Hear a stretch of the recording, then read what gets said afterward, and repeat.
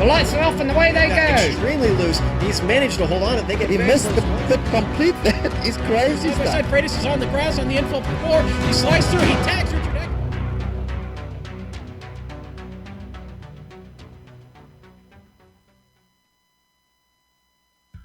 Floating high in a Wisconsin sky, we look down at Road America, which today plays host to Apex Online Racing's Formula Renault 2.0 Championship. It's the 12th and final round on the Season 4 calendar, and both the driver and team championships have yet to be decided.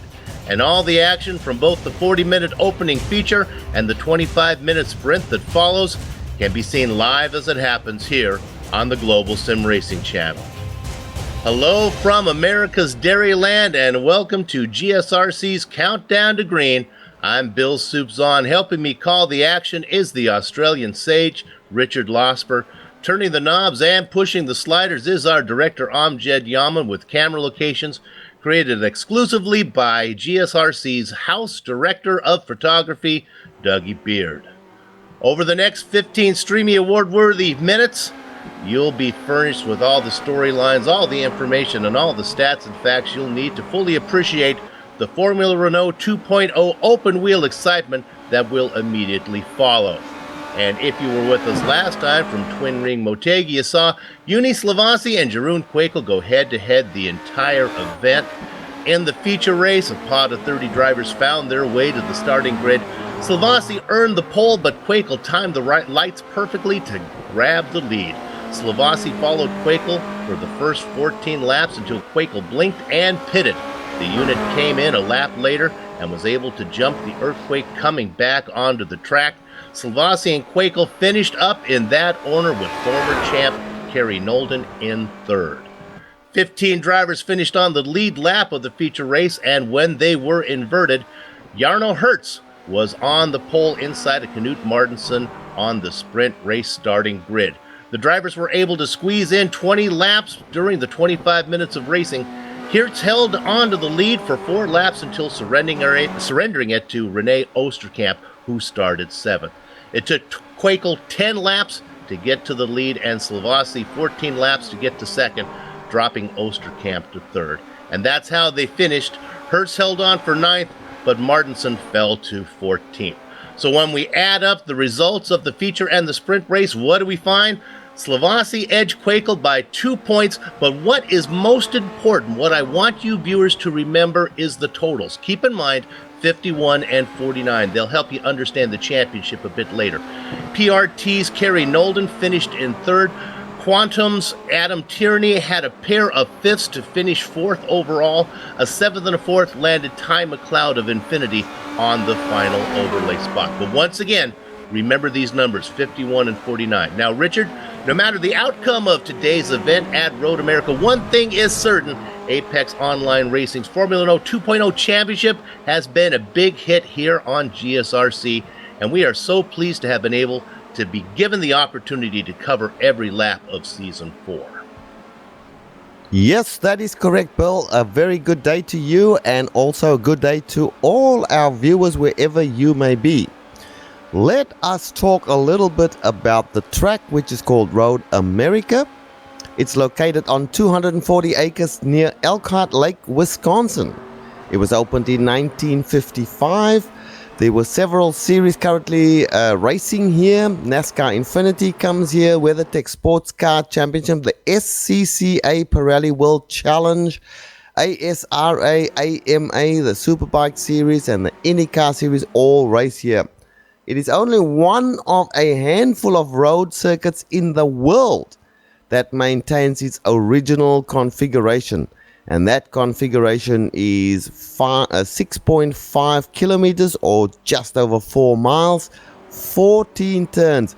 Bill, this is one of my favorite racetracks. We will talk a lot more about the track as we go through. But for now, let's have a look at our lap guide and we'll see what the drivers have to contend with on this track.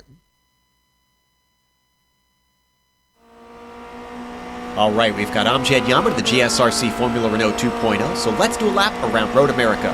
Coming up the front stretch, turn 1 is a potential passing zone, but it's still a fairly fast corner, so it'll be more about the draft getting you alongside than it is about outbraking your opponent. Watch your corner exit too, because a spin doesn't offer up much room to recover on either side. From there, we drop downhill a little bit before we brake for turn 3. This is a very important corner to get right, so back up your entry a little bit to offer yourself a better launch off the turn. It should become clear why you need to focus on the exit. This is one of the longest straights into one of the heaviest braking zones, but the moraine sweep offers some other challenges because of how it weaves back and forth. It can be hard to tell if someone is drifting to defend or just taking a natural line. Down into turn 5, expect a lot of overtakes here, but also expect a number of drivers to outbrake themselves and run wide. This big black curb is all fair game though, so use it up. Then, it's a short burst to 6 where the crest tends to cause the car to get light. If you miss the apex, don't worry, you're not the first and you won't be the last. Switch sides quick because you'll need the whole track to stay flat-footed through turn 7. That leads us into the hurry downs. The plunge into the braking for 8 tends to offer up an opportunity to launch a surprise attack. Just watch out for the lack of grip from being offline. Now, as we fly into the bridge, we hit the carousel. Avoid the temptation to apex early. If you can walk the tightrope beside the marbles, stay a little wide, then swing the car back in so that you can get to the power early. That takes us racing towards the infamous kink. Thankfully, in the high downforce Renault, it's flat out and not quite as difficult as it is in some cars. I still wouldn't advise trying it too wide. But now we're into the kettle bottoms where there's going to be a little jink to the left that makes the braking tricky. To keep the car more settled, straighten it out. Canada Corner is another place where plenty of passes happen or wind up going completely awry. Don't outbrake yourself to make it the former. Coming up to 13, there's a frustrating blind crest hiding the apex from your vision. You won't have much time to get the car back across the track and offer yourself the best line for the final turn. Absolutely make sure you get the exit of this one right because the front stretch really is the longest straight on the course. To add to that, you have this steep uphill climb to punish anyone who hesitates on the gas. But hopefully you kept it all together and have finished a lap around Road America.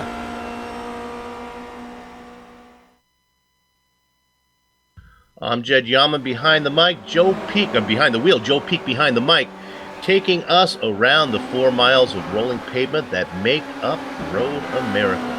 Now let's take a final look at the point standings for this season. Keep in mind, these points reflect the 2 drop events that the rules allow for and are being seen for the first time anywhere right now on GSRC. In the Drivers' Championship, Slovasi leads Quakel by 37 points. Now, remember those point totals earlier that I wanted you to remember, 51 and 49? Well, based on what you know a driver can earn, you might think that Slovasi, if he had a bad day, making up 37-point deficit would be easy, but not so fast. You must take into account that Slovasi has 12 pocket points. Pocket points are the highest dropped event.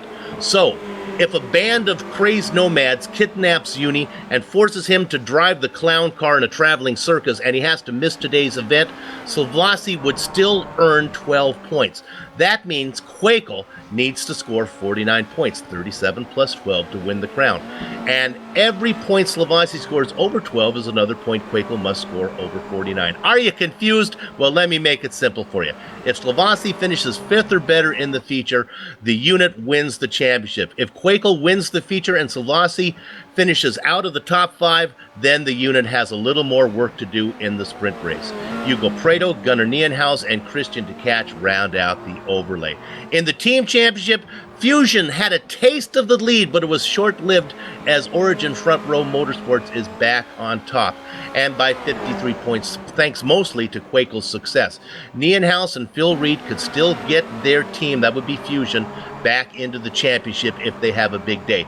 Hey, how about Quantum Motorsports? They were hot early, then they fell off in the mid-season, but a hot streak from Adam Tierney and Christoph Holstein has that team back comfortably on the final podium position. Renee Osterkamp and Manuel Hoyer have Evo Motorsports back in 4th, just ahead of their sister team, Evo Sonic, powered by Andy the Milkman Cowie and Jean-Francois Gaudin. Richard, we've reviewed the last round, introduced the track, gone over the drivers and team championships. Let's talk a little bit about the series and race details. Certainly, Bill. Well, you said it. This is the last round. It's round number 12 of 12 in season number 4. The very last couple of races for this particular season. We spoke about the drop events. 2 events can be dropped by each driver, a combined feature and sprint total. I don't think that's all that relevant here for two of the drivers today. They are here to battle for the crown. They will be using the fabulous Formula Renault 2, and they'll be using open setups with 40% fuel. That puts about 20 liters of fuel in the tank. The format, of course, 2 races per event, 2 different winners. Could be the same person, but it's broken up into a feature race of 40 minutes and a sprint race of 25 minutes. The starts are standing starts. There are no time to get a rolling lap to heat the tires up. You have to go straight from a flat standing start. No fast repairs, so if you break it, you have to come back into the pits and get it repaired. Yes, there are incident caps, which means that it does vary, by the way, the incident caps for the feature race versus the sprint race. More from Bill on that in a minute. The weather is dynamic, and today we have a track temperature of 38 degrees. In the air, it's only 24 degrees. It's partly cloudy. There are winds of about 12 kilometers per hour. And it's fairly dry on the track there with a real humidity of only 32%. That's the details for the race. Back to you, Bill. Now let's talk about the actual what the event has in store. And this is our 12th race this season, so if you've been a viewer of this the whole time, you probably know these by heart. If you're joining us for the first time, hey, where you been? But for you guys who are late to the party, let's go over these. Qualifying is a 2-lap lone qualifying. Then what you have is a feature race. It's 40 minutes, and they'll have 1 stop in that one. It'll be grid sequentially from however they do in qualifying. There is an incident cap, 13x, and you lose half of your championship points. 17x, and you lose all of your championship points because you are disqualified. And then you get your standard points for the feature race. Then, after that, in the sprint race, there'll be a little break. They will invert all the cars that finished on the lead lap, and we have a 25-minute no-stopper coming up. There's another incident cap. This time, 13x, you are DQ'd. And the points are slightly reduced for the sprint race. You don't get quite as much. 32 for winning the feature race, 20 for winning the sprint race. So there you have it, Richard. We are all set now. We've done all of our homework. We've got all the business out of the way. Now we just have a few minutes to go here before they start racing for sure. Let's talk about Road America. And like you said, it is also one of my favorite tracks as well. But it does have, maybe for me at least, the scariest corner on iRacing, and that is the kink. Yeah, yes indeed. Well, first of all, we need to talk about the front straight. It's called the Road America Straight. Very long straight, which is going to be significant because there will be draft here for these cars. And it goes uphill as well, so the drag race to turn number 1 is normally spectacular in any car, and we've covered a multitude of different cars on this track.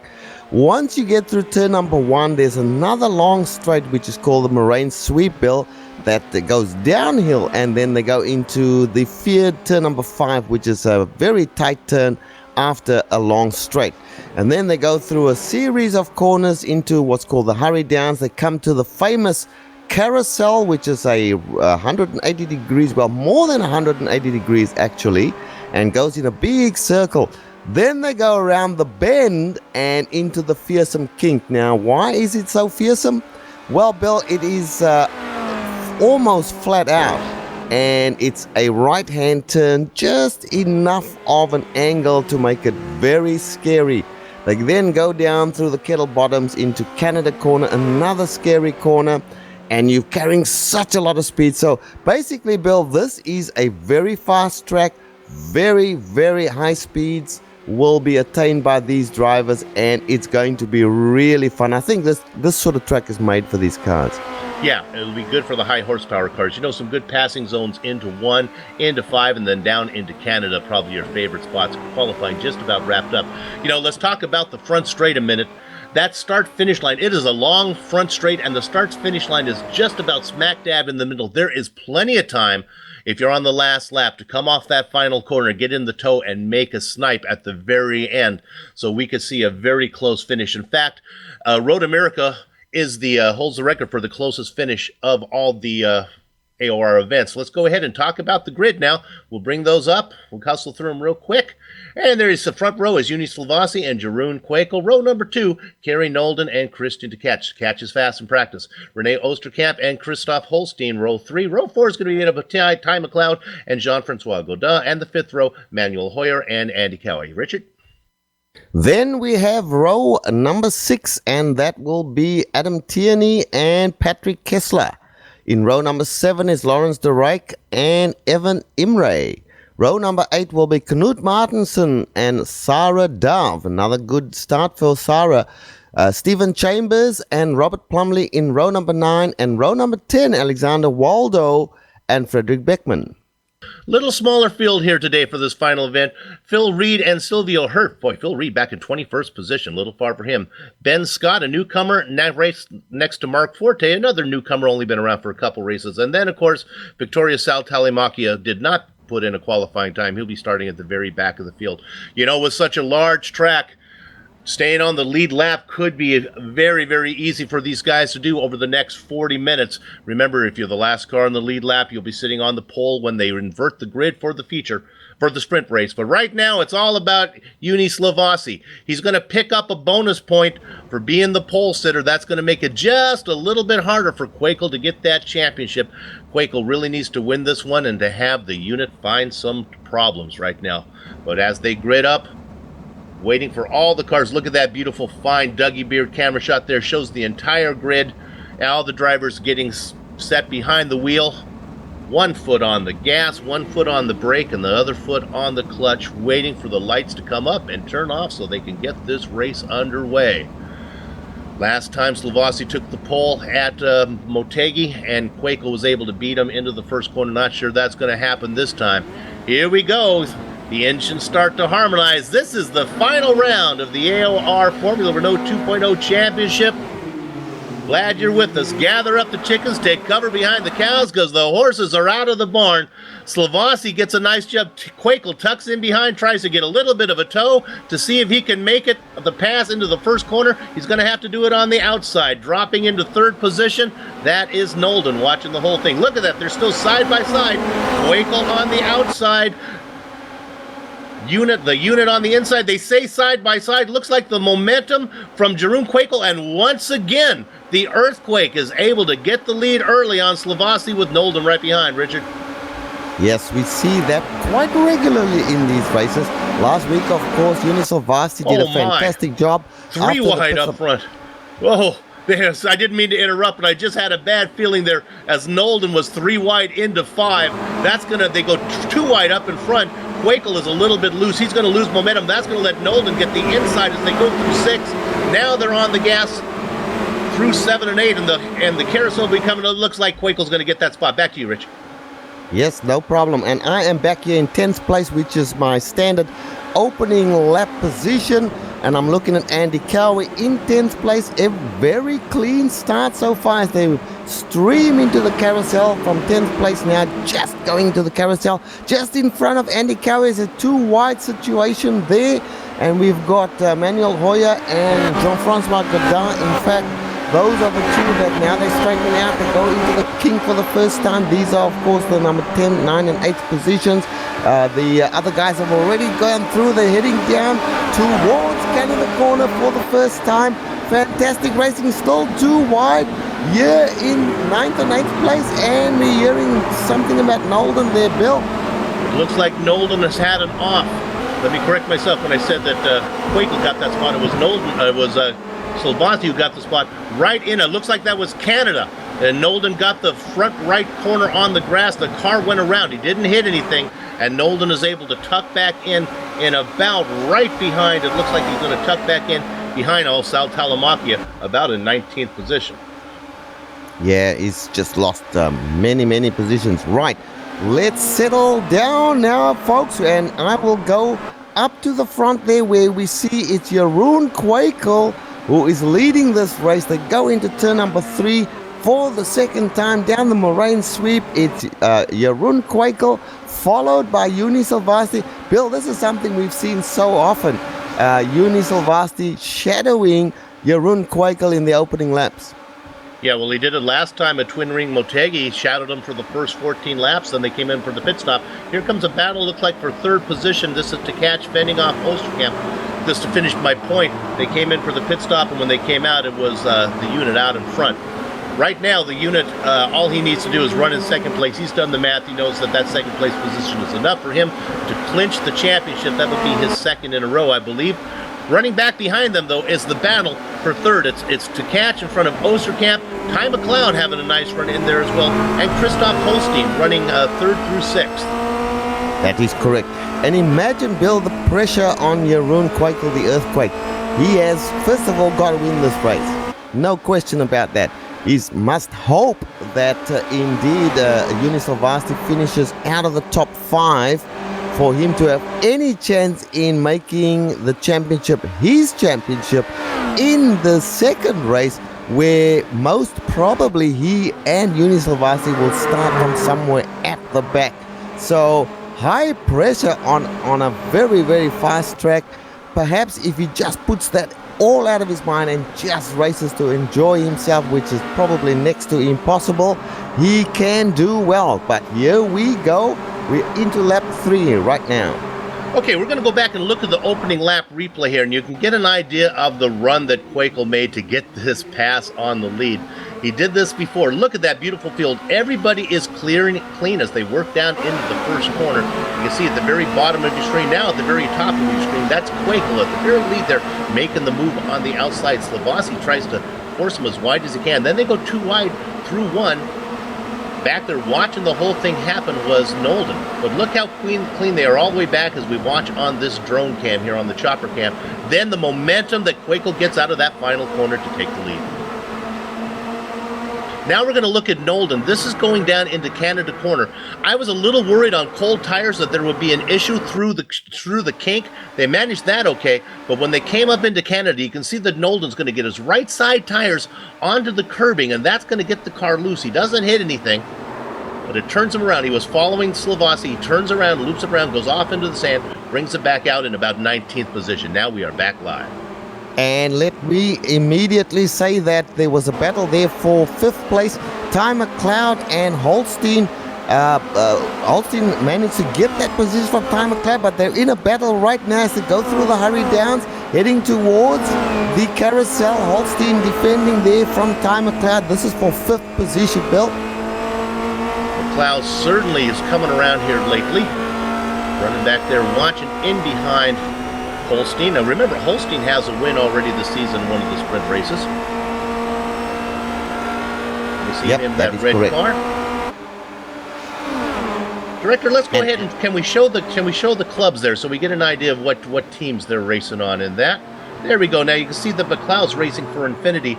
Then there's that Quantum racing team there that Christoph Holstein is racing. Remember, Quantum doing a great job, moved up into 3rd on the overlay. I think they're pretty safe to finish on the podium this time. And then, of course, Evo Sonic back there from Jean-Francois Gaudin. Now, let's have a look. We're still here in the 5th position. Let's have a look at how the draft plays into the situation right here. As we see Ty McLeod now just hauling down the front straight and gets up to Holstein, goes to the inside, overtakes him. That is the draft effect on this track right there, Bill. And the same exact move was made behind them as we watched that as Manuel Hoyer got around Jean-Francois Gaudin. So move Hoyer up into 7th. Having a hard charge back in 9th, looking to get up another spot. That's the milkman, Andy Cowie.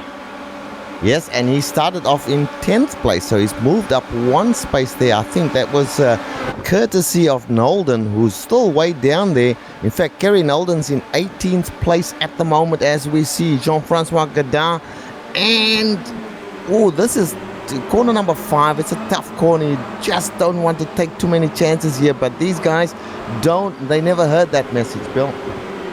That battle continues. Look at that as Gaudin trying to make the move.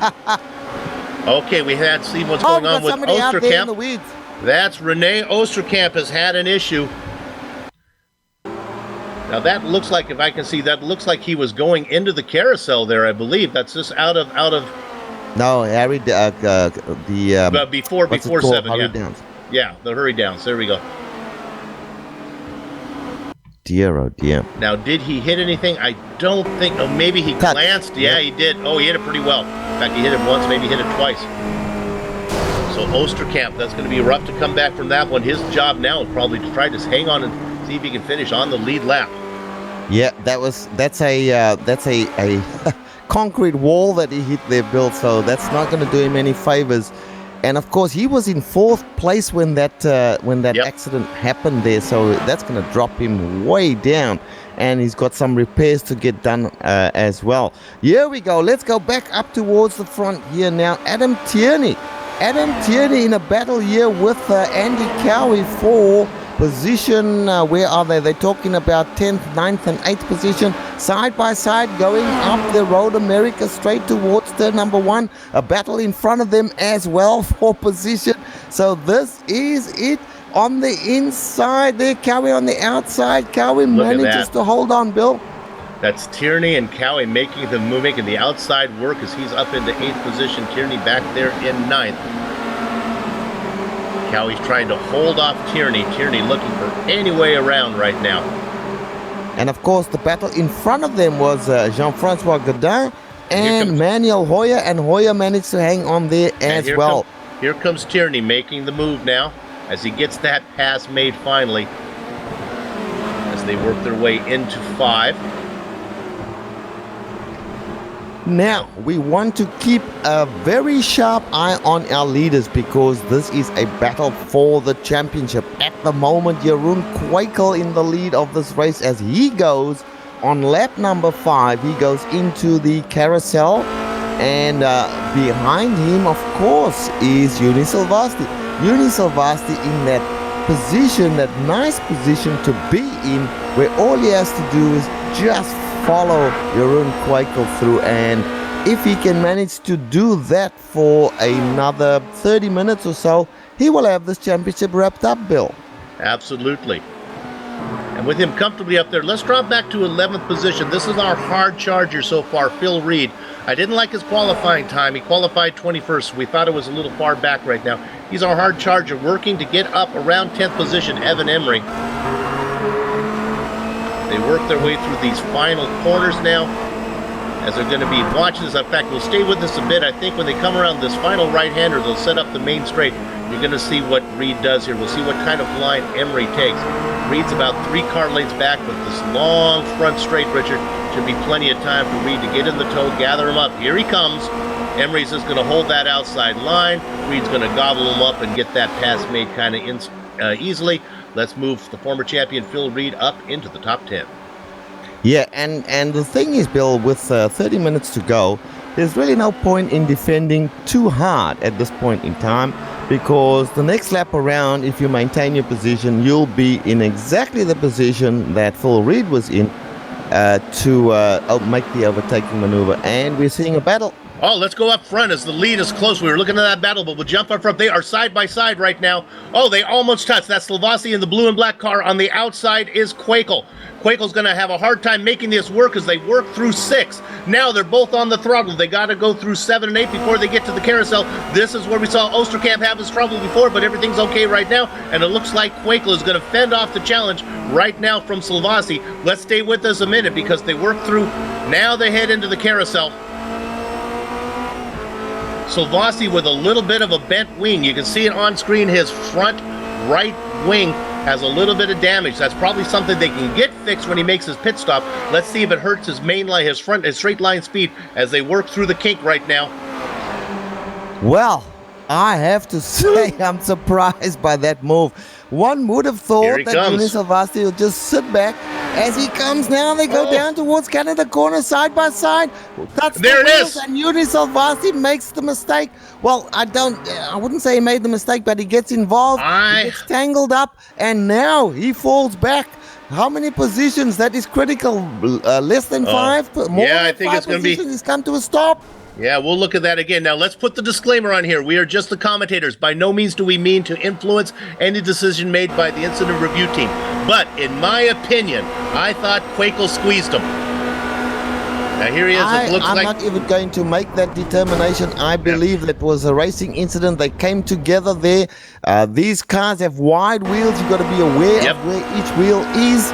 And they were battling for position. Yuni Salvasi was not content to sit behind, as you would be. You're a racer and you want to win. So there was a touch of wheels, and now Yuni Salvasi sits in the pits. And he's got his work cut out for him. We talked about it before, that he's going to have to really get down to business. Now, he did pick up 1 bonus point for being on the pole. That could help. I think there are cases to be made on both sides of that one. I will be interesting to watch the forums and see how the race stewards rule on that one. Bill, and I think this might be a tactic of Yuni Salvasi, dare I say. He's now in 24th position. He's going to come out. He's going to get onto the lead lap, and he's going to be in pole position for the next race. That's what he needs. That would help him. That'll help him. It'll certainly, you won't want to leave us right now, because this championship, we talked about it, Salvasi needed to finish 5th or better to clinch the championship. We'll assume that Jeroen Kwekel brings it home where he is. Salvasi still has some work cut out for him to do. So let's go ahead and set the stage now. That puts Kwekel up in front. By no means has he won this thing, because he's being chased by Christian to catch. To catch certainly fast, although he is back by 4.5 seconds. McLeod running in 3rd spot. There is a driver I want to keep an eye on. Holstein and Godin run in 4th and 5th. But what we really want to watch for when we just left is this battle 6th, 7th, 8th, and 9th. This is Hoyer, Cowie. Oh, and Reed has already got around 1. Cowie now Reed is up to 8th position. Remember when we last looked at Phil Reed, he was in 10th? Well, yeah, he picked up 1 from vulturing the Kwekel mistake, but he also got around Adam Tierney. So Phil Reed up into 8th. And let's go back just here to Knut Martensen.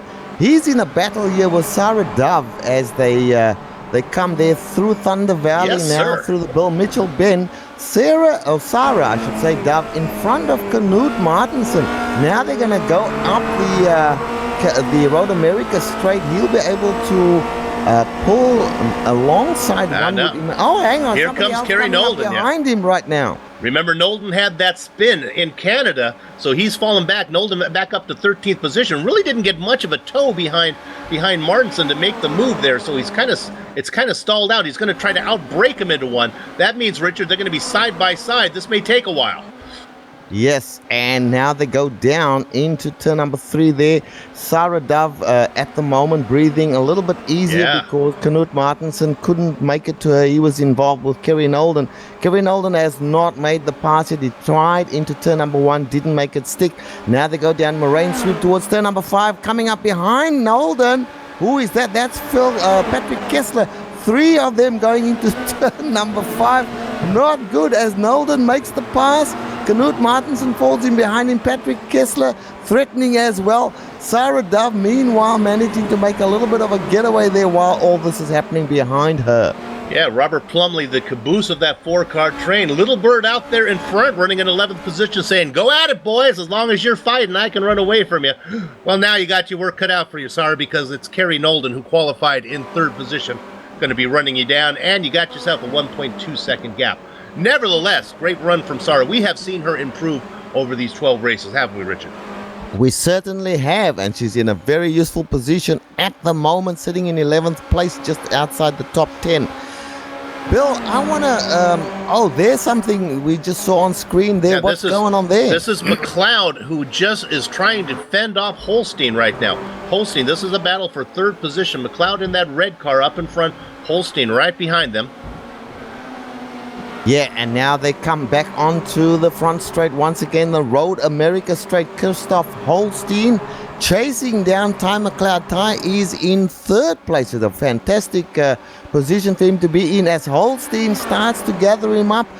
Ty McLeod right in the middle of the track with a car that is as wide as he can make it. And they go into turn number 1. Ty McLeod sort of half defensive, half just keeping an eye on what Holstein's doing there as they go down to turn number 3. McLeod kind of said, here we go. If we're looking here, if we're still on this battle. Oh, we have an issue. We had a car get into it. Was it Hoyer is who am I seeing? Yeah, Hoyer. The car got loose. It bounced back out in the track. Luckily, nobody picked him up. Getting around him was Tierney and Emery. And Bill, Hoyer was having a good run. He was running in 8th position at the time. Go ahead, Rich.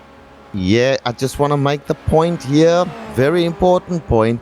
Uni Silvasti did not come back out of the pits at all. He, in fact, has retired that car, I believe, Bill. Let's go. This is fascinating. Let's go to 20th position. This is Kerry Nolden. Yeah, he's got around Sarah Dove, but Sarah is doing her best to stay on the back of the former champion. Dove now back into 11th position. Yeah, a fantastic job Sarah's doing right there. And she is a little way off now as it goes through the carousel once again. but still a second and a half, able to stay in front of big names like Martinson, Kessler, and Plumley. Have nothing for her. So a great run from Dove. Nolden now. Now we go back to this battle for third. We see him watching all around. This is McLeod again. Yeah, and they just came out of Canada corner there, and the pass was made into Canada by Christoph Holstein. This has been going on for quite a while. These two have been battling. Now they come back onto the front straight once again, and you'll see McLeod being able to gather up Holstein and try and make a pass. But he was overtaken nicely there by Christoph Holstein.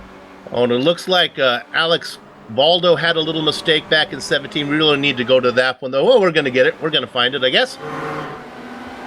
Oh, we're seeing Canute. We're going to look for Martinson, who had an issue. And there's a battle between Imre as well, so we'll come to that. Oh, no, the Martinson issue is big, if we can find that one. He got into it with another driver. Did we get it? Dear, oh dear. He was all sideways across the track there and gathered up just a touch there by the driver in the, what was that, Adam Tierney, I believe? Yeah, I'm trying to see who was involved in that one. It was... Yes, it was Kessler. We'll get to Kessler and Martinson. We're back live again. Now we're looking at a battle. It's all breaking out. A battle for fourth position. We tried to stay live. We tried to review. Okay, so Adam Tierney and, in fact, Evan Imre are in a battle here as well. And that is for the 7th position. Christoph Holstein, Jean-Francois, and Ty McLeod are in a battle. That is, we're keeping an eye on that as well. And then, of course, Jeroen Kwekel way out in front. Second place being held down by Christian de Catch, but he is 6 seconds back. We are now only 90 minutes to go. We're at the halfway mark in this race. Bear in mind, folks, that there is a pit stop. There comes the battle for fourth. Now looking at that, that's Holstein on the outside, making a move on the inside as well. No, actually, it'll be on the, as he gets the preferred position into Canada. And let's give that position to Godin now, up into fourth. Falling back is Holstein. Yeah, and following them is Phil Reed. We mentioned him. Bill, I tell you what, the name I'm not seeing here today is the name of Nienhuis. Both of the brothers are not here today. Bit strange. That's Phil Reed's, Gunnar Nienhuis is Phil Reed's partner or teammate, I believe. And Andy Cowie coming in, pitting from 7th position. He's the first big name to really take a pit stop. And Godin in as well. Godin as well, okay. Yeah, Nienhuises are not here today, and Hugo Prado missing is another name we've always enjoyed to watch. I haven't seen him for a couple of races, actually, Prado.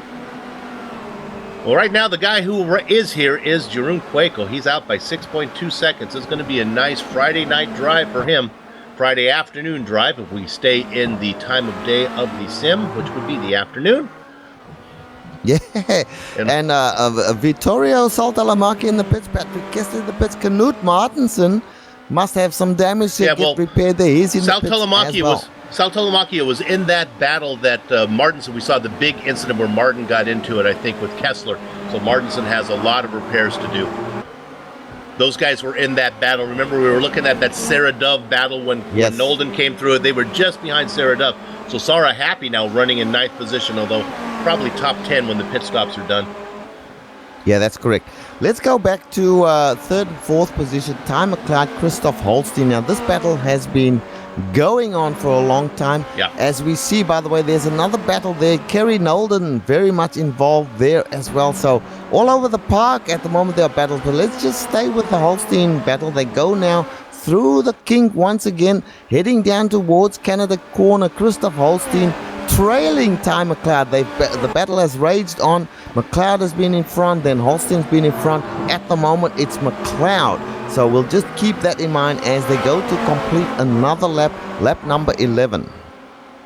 Nolden reminds me of a very sociable guy at a party. He's kind of mingling his way through all the little cliques of people who are talking in the corner. He went through the group of Sarah Dove back there with Martinson and those guys. Then he leaves them behind, works over towards the kitchen, and now he's talking to these guys, Emre and Tierney, as Nolden continues to make his way back up. And now he says, I need to make a trip to another part of the party room as he goes in to make a pit stop. That is correct. And you can see the red light blinking on his car, which is an indication that he has his pit speed limiter on. So everyone, this will sort out here in a minute as our people are picking up spots from other drivers who have come in to take their pit stops. I believe probably Nolden's going to be the leader of all the cars who've pitted. Meanwhile, up at the front here, we've got Jeroen Kwekel he's just taken this race by the scruff of the neck and is winning it big time. He's got 6.7 seconds lead Let's over look the at nearest. Christoph Holstein, who was running in 4th position, just had a spin.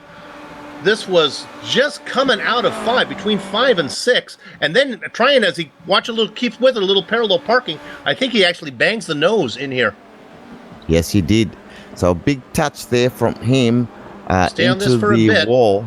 Nothing there. Everything's fine, but then I could be wrong. Let's see if he puts the nose in the wall here. Boom. And that's concrete. No, that's a tire barrier, so not as hard. Or is it concrete? Needs to take a little parallel parking course. He's fast, but he just doesn't know how to ding the car up in the parking lot. Okay. Okay, we were laughing there. It's probably no laughing matter for Christoph Holstein. No. He's not going to be happy at all because that was him. He came from, where was it, 4th place he was in?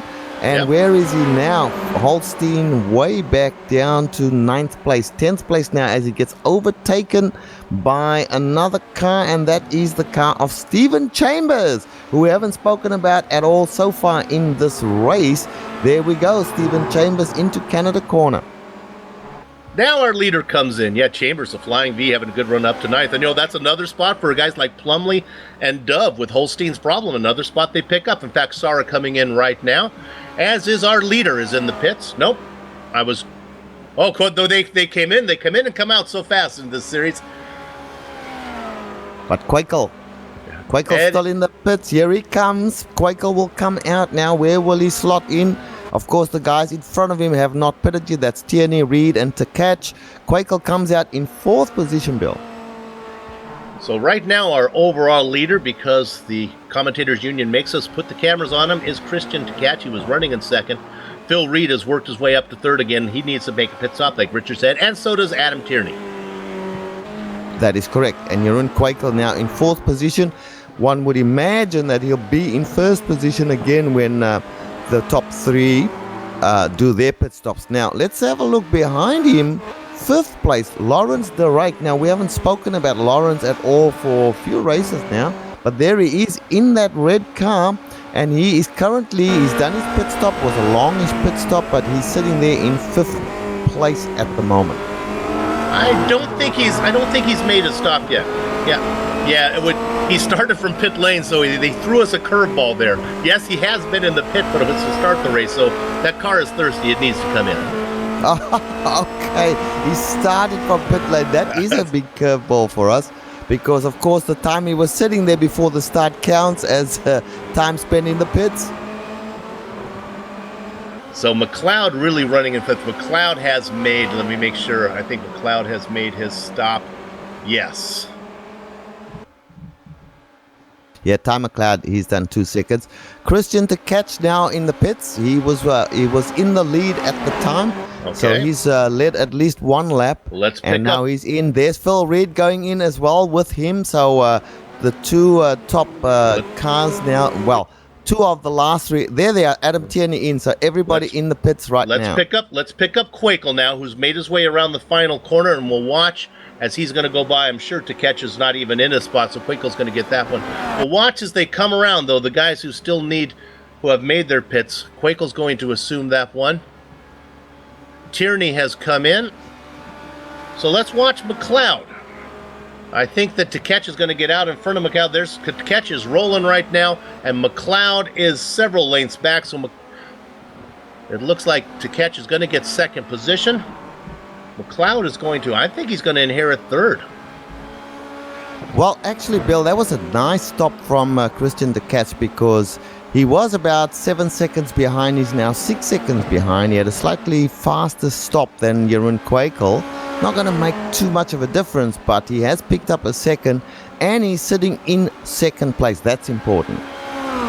Let's go back to sixth position here. This is Evan Emre. I want to make sure. I think everyone has made their stop now, so every sitting in a legitimate sixth position. Phil Reed, who worked his way all the way up from 21st, running in 7th. Then it's Mr. Sociable, Kerry Nolden, running there in 8th position.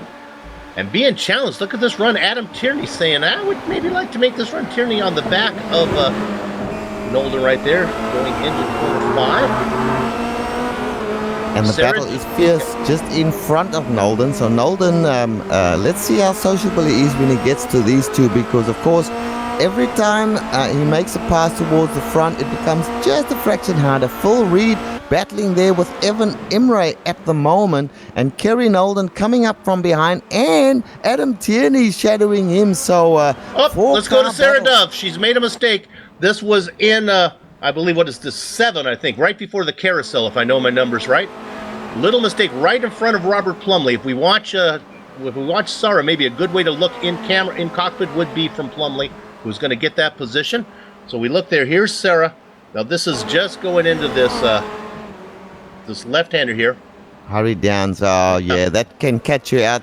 Did she get hit? No. No, I think Sugar Plumley did good. We'll go on board, and you'd be the drivers at home. You make the call. Do you go to behind her? You go in front of her. You ride on board with Robert Sugar Plumley. Look at that car spinning. Which way do you go? I'm going to go off in the sand. Nice job there from Robert. They say you always go for the rear end of the car, Bill. Most times that's okay. Sometimes if they're bouncing off a wall, it can be a mistake. No touch there. Sarah's back in business, and Plumley got that position from her. So Sarah is in 11th place. Let's go to P6 now, Bill, and see what's going on there. This is Emre trying to make a move on Reed. Emre running in 6th position now. He gets that pass made. Reed has fallen back 1 spot. This is the battle we've been watching, and then the guy who can't get around, that's Tierney back there as well, looking at that group. And now we go down the moraine sweep. Here comes Kerry Nolden. This is in front of Kerry, of course. The battle is raging between the two cars that he's got to keep an eye on. That's Imre and Reed. Reed in front at the moment, going into turn number 5. Kerry watching from behind there. Can't make a move when the two are battling in front of him like that. And a little bit annoying for him, no doubt, because he can't attack whilst there's a battle going on in front. So Reed in 6th, Emre, Nolden, and Tierney running 7th, 8th, and 9th. And Bill, we've seen this so many times as well, where just off the lead from 5th place onwards, the big battle is, and you can see 4 cars in a train here. They're a little bit spread out right now, but make no mistake, they will concertina as the draft pulls them in on these long straights at Road America. I love this track.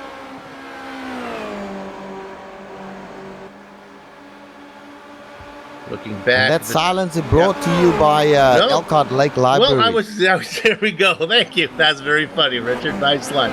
Looking back to see that 8th, 9th, and 10th are pretty well settled out. Sarah had that little spin. She's going to settle into 11th. Why don't we take a quick time to take a look and see who's the last car on the lead lap? And it looks like it's Alexander Valdo. Boy, he's running some slow lap times right now. Yeah, I think with the size of this field, Richard, I think if you just stay out of trouble, you're going to probably find yourself inverted. Yes. So that's 19th place Waldo's in, and that is officially the last car on the lead lap. Everyone else is 4-5 laps behind that, so they all had accidents. The big news, of course, for those who may just have tuned in, is that Uni Silvasti got tangled up with Jeroen Kwekel earlier on in the race, and he is retired from this from this feature race today, and it's going to make his job very hard to maintain a hold on that championship. He's got to do it all in the next race. Let's go to 7th position here, as they are very close as they work through 5. On the outside right now, that is the blue, kind of that dark blue machine of Nolden, trying to get that spot from Emery. And I think he's going to get that done, so let's move Nolden up around Emery into 7th spot. Emery back into 8th. And a couple of guys that we haven't mentioned too much here is Andy the Milkman Cowie and Jean-Francois Godin. Great job from both those drivers today, Bill. And of course, Ty McLeod as well in 3rd place. Jean-Francois Godin in 4th place now. He's you know, a top 5 or a top 10 has been really hard for him to do in the last few races, but here he is once again, as we saw at the beginning of the season, where he's doing very, very well, and Andy Cowie as well. About 6 minutes, 6.5 minutes to go. Things are beginning to settle down in this feature race. Richard talked about the big news, and that was Quakel and Slavossi getting together, going into Canada. Let's look at 3rd position, a nice battle. This is McLeod trying to hold off Godin that you were talking about. Yes, and here he comes. He goes to the inside. This is Jean-Francois Godin on Ty McLeod. Ty McLeod stays in the standard sort of approach to turn number 1 and gives up the position to Jean-Francois Godin. Looks as if it was quite tame, but of course that was a draft pass, so he gets an opportunity to do that to Jean-Francois Godin on the next lap, or perhaps even down here into turn number 5 on the Moraine sweep. And of course, he's coming right back. A little bit of defense there from Godin, a little bit of defense, but you can't really defend. The draft is so fierce as they go into turn number 5. You got to break the car down, you got to change down to 3rd gear, then you got to get the car around, which they both do quite easily. It looks easy, but it is not, let me tell you. We can report that it looks like Valdo has put the car in the pits. Am I correct on this, or is he still out there? Now, Beckman has had trouble as well. Goodness me, these two, this Godin and Ty McLeod are having a ding-dong battle here as they go into the carousel. And of course, they're battling for 3rd place, so that's a podium spot. So no doubt there's a lot of prestige in getting him on the podium, going towards the kink there. Jean-Francois Godin shows his nose. Ty McLeod doesn't have anything to do with that. Now they're going side by side towards Canada corner, very fast at the moment, and of course you got to break the car down hard. But Godin gets it done into Canada corner. Ty McLeod will have to wait till the front stretch before he can make a move again. And I can report that, this battle really heating up here for 4th. I can just get this in quickly. We don't need a replay. Battle for 3rd. Let me correct myself. That Beckman fell off the little pony on the carousel and has put the car into the pits. It got off into the sand, and that's going to be it for him. He was going to be in the inversion, but not anymore. Look at this battle now. This continues. Look at this defensive line, Richard, that Godin is taking, going to force Ty McLeod. Godin saying, break out the reggae music. If you're going to pass me, you're going to have to do it high. McLeod says, okay. It's not done yet. This is not going to be done till turn number 5, let me tell you. At the moment, it is McLeod. This is for the podium position. They still practically side by side going down Moraine sweep to turn number 5. At the moment, it is McLeod. He's also got the inside position for the turn. Godin having a look from the outside, perhaps just braking a little bit early, saying, okay, I'll get it done perhaps a little later on. We've got to go through long sections of this course, still very, very fast sections. I'll wait. I'll just have a little patience. Yeah, I don't think he needed to do it there, although he doesn't get a good run out of 6, and now he loses touch. They work their way through what has been the toughest corner so far. That's corner number 7. Then while that battle is going on, I'm just having a look around. I see Quakel now leading by 7.4 seconds over Christian to catch. This is a very good finish for Christian. We'll just put the camera on him just briefly to show that he is doing a fantastic job up to 2nd place, Christian to catch. A nice, quiet second place run. Actually, he's been running back there pretty much in third behind Quakel and Silvassi until Silvassi had his problem. Then Catch moved into second. That's where he's been for most of the time.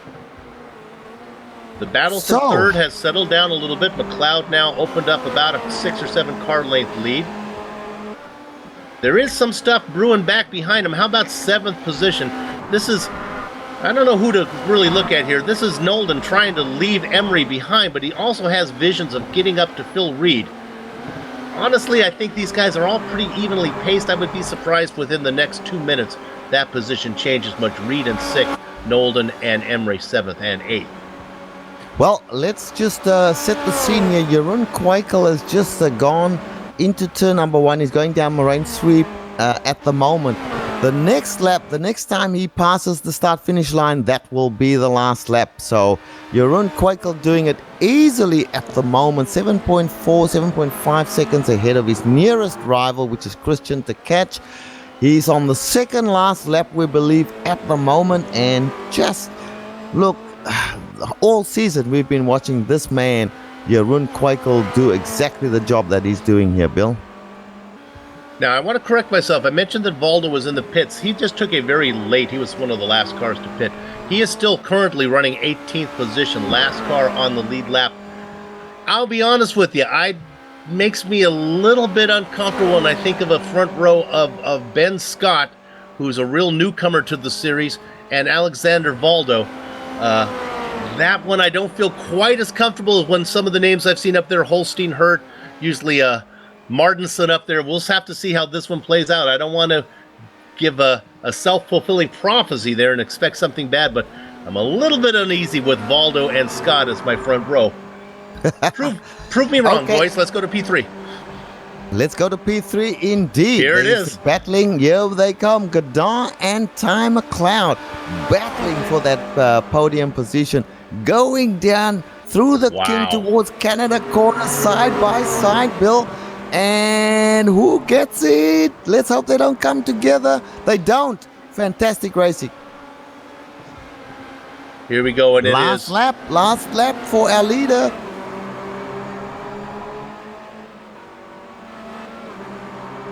Yeah, keep an eye on that one, Bill. I have been eavesdropping on Uni Silvasti, shouting at his pit crew, saying, give me the best car you've got for the next race. Look at this here. This battle continues. Right now, it's going to be, as this is the final lap, I believe. Right now, it's Godin. Yes. Now, he's going to go wide. Let's see a little dipsy-do, a little up and under from McLeod. No, he's going to wait as they work through. This is really corner 2. It's not much of a corner. Then they go down into 3. And you know what, Bill? The thing I love about this track is it's not just about speed, it's strategy. Now, have a look at what's happening here now. Godin wondering which side he should be on. He goes for the inside at the moment. Ty McLeod comes around on the outside. He's got the momentum through the draft.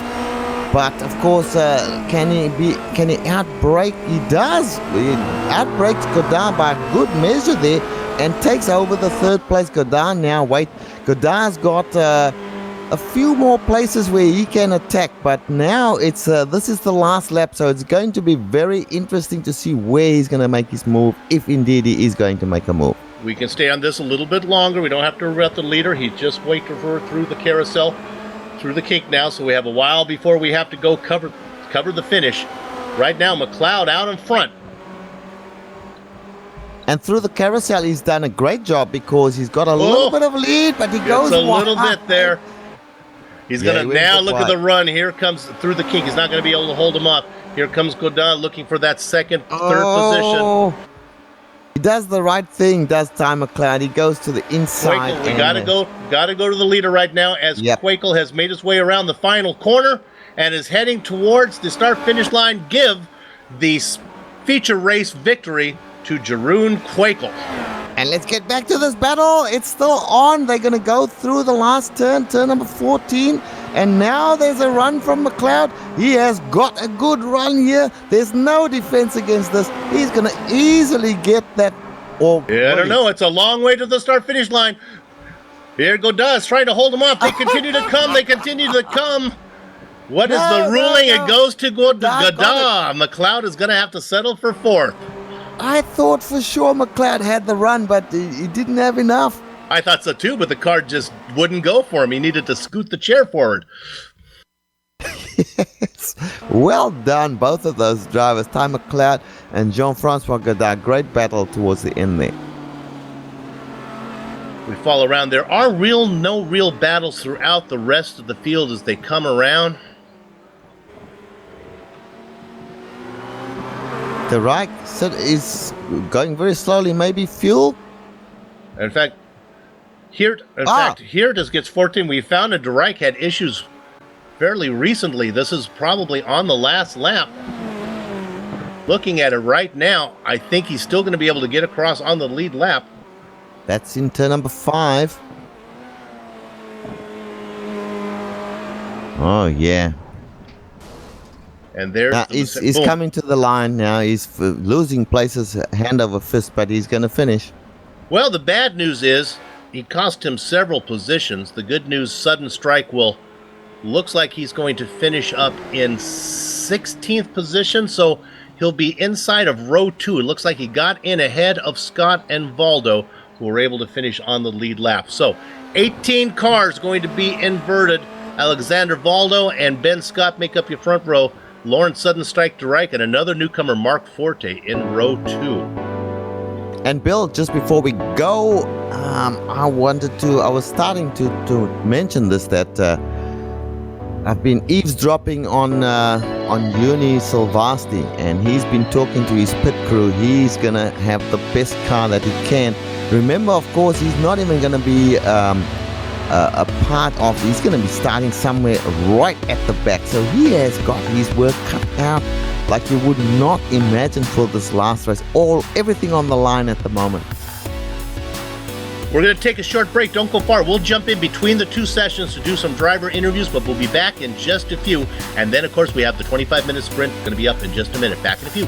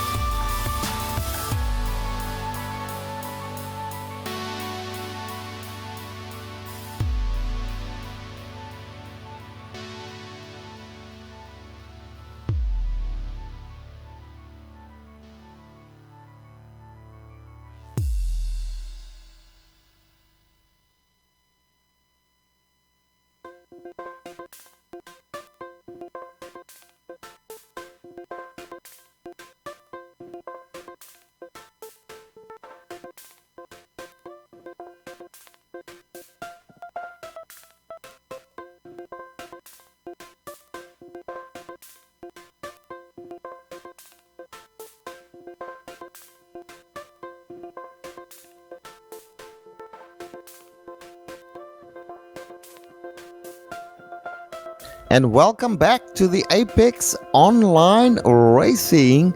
This is round number 12, the final round. We saw a very exciting race in the feature race here with a very big surprise. Let's go through all the standings at the moment. The winner of this race was Jeroen Kwekel, and he was followed by Christian Tkach in second place.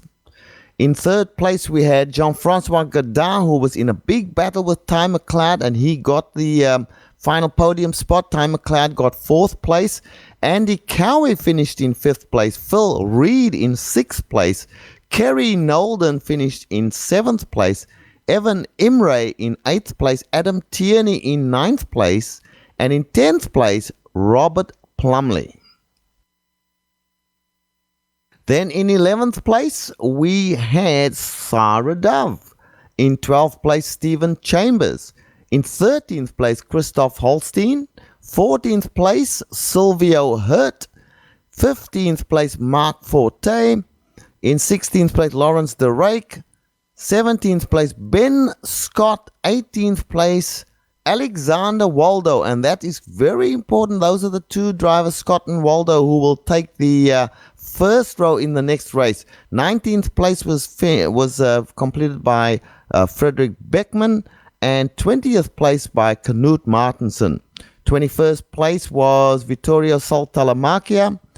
22nd place was achieved by Patrick Kessler. Manuel Hauer finished in 23rd place, and here is the tragic news. Uni Silvastre, championship leader, finished in 24th place, 14 laps down. And in the final 25th place, Renee Oosterkamp. We will now go back to a break and come back with the final race of the season, which will be the sprint race. Don't go away. We return very shortly to the Apex Online Racing Championship.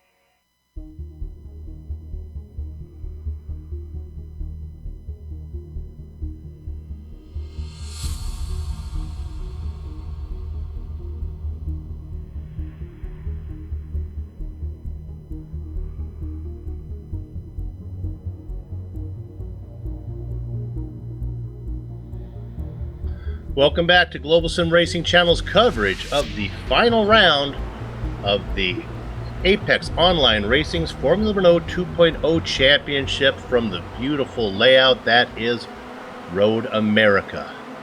We just saw an exciting one in the feature race that saw the point race tighten up as Jeroen Kwekel did all he could. In fact, he had the best case scenario. He got the win, and his nearest competitor finished out of the points, so that's going to tighten up the points race considerably. And we'll bring up the point system here in a second, and we'll try to do a little bit of math on the fly. Now remember, Kwekel was behind by 37 points, and we know that Slovasi, no matter what, is going to score 12 points. That means that Kwekel is going to need to get 49 points for him to get into the tie here. And we'll bring up the point system in just a minute, and we bring it up right now. Now you can see, remember, he needed to score 49 points. Well, Kwekel's got a large chunk of that done already. He's got 32. That means he's 17 points away from the win. Now, assuming that Kwekel has Slovasi has another problem, I believe a second or a third will be enough to make this interesting. If Slovasi can score a few points, maybe finish in, you look down there, we're looking at those blue numbers now, the sprint race totals, right? If Slovasi can maybe score 14th or 15th, I still think he'll have enough that Kwekel will not be able to catch him. There are some bonus points that we don't know about. We know that Slovasi picked up a bonus point for the pole in the feature race. We don't know who got fastest lap. There's a bonus point for that one. There's also a bonus point if you're clean. I don't think either driver is going to pick one up there. So let's just say that Slovasi still has a little bit of work to do. If he can get a good top 10 finish, I think the championship still belongs to him. But we have something to watch, Richard. Certainly do, and welcome back if you have tuned in for the second race. But remembering, of course, that with the inversion of the grid, both the drive. Sorry, what's happening? Oh, we dropped out for a second. Go ahead, pick up where you were. Okay, I was just going to say that with the inversion of the grid, both the drivers Jeroen Kwekel and Juni Slovasi will be starting somewhere near the back, and that, of course, is in the high risk area. Juni Slovasi still in the box seat according to Bill there, with perhaps a lead of about 17 or 18 points. However, if he has another bad race and Jeroen Kwekel can manage a good one, it's all up for grabs. How many points in total available in this race, Bill? Winner gets 20, second place gets 17. I think that's enough. So Earthquake will need a win or a second place to score enough points to get there. He's got to hope that Slovasi runs into some more trouble. And I apologize, Richard, for butting in. You dropped out, but I found out it was me, so the viewers at home probably heard me interrupting. You didn't realize. Usually when we drop out, it's you pushing the wrong button, but this time it was me. Hey, let's talk about the inversion of the field. With this being 18 cars, so many cars finishing on the lead lap, yes, Slovasi didn't finish on the lead lap, and he'll be starting back, but because there's so many, he won't be that far behind Kwekel. And it depends on how many entries we've got. I am looking at the moment at something like 23 entries. So of the 28 cars that started the previous race, I've seen 23, and of course they can still come in. There's just a small warm-up that they do. There's no qualifying. The grid is already set, and we'll be able to see that in a little while. But this is it. It's all on the line. This is the last race of the season, and it comes down to two drivers in the end, Bill. Juni Slovasi and Jeroen Kwekel. With Juni Slovasi still, even after that bad finish in the previous race, still in the box seat for taking out this championship. Now, one of the drivers that I don't see in the session so far, and again, remember, we get paid to give our opinions. That doesn't mean that we know what we're talking about. And I talked about, I was worried about Valdo being on the front row. I'm not seeing him as coming in here yet. It may have been a little bit overwhelming. Oh, the director says he sees him lined up there somewhere in his standings. I'm not seeing him in the iRacing standings yet as coming in. No, also, he's there. He's in eighth position. Okay. Sure enough, there he is. You are right. Practice time of 8th. So good for him. good for him for having the intestinal fortitude to come back and start from the pole. So how would you be, Bill? This is the last race, the 24th race of the season, and you sitting on pole position. You got guys that are going to be battling for, top 5 positions in the championship, etc. And you, who've got, you're not in the race for anything. You're sitting on pole. Let's do the grid right now. Sure enough, they're back. Valdo and Ben Scott, another newcomer on the front row. Lawrence sudden strike to right, and Silvio Hurt, a veteran of these sprint races in row 2. Christoph Holstein, look for him to get a win here on this one. And Stephen the Flying V Chambers make up row 3. Sarah Dove and Sugar Plumley, they raced together in the feature. Here they are back together in the sprint. Adam Tierney and Evan Emery make up row 5. Richard? That is correct. And then in row number 6, we have Kerry Nolden and Phil Reed. In row number 7, it's Andy Cowie and Ty McLeod. Row number 8, Jean-Francois Godard, Christian Tkach. Row 9, Jeroen Kwekel, the big name, and Knut Martensen next to him. And in row 10, it's Vittorio Saltalamakia and Patrick Kessler.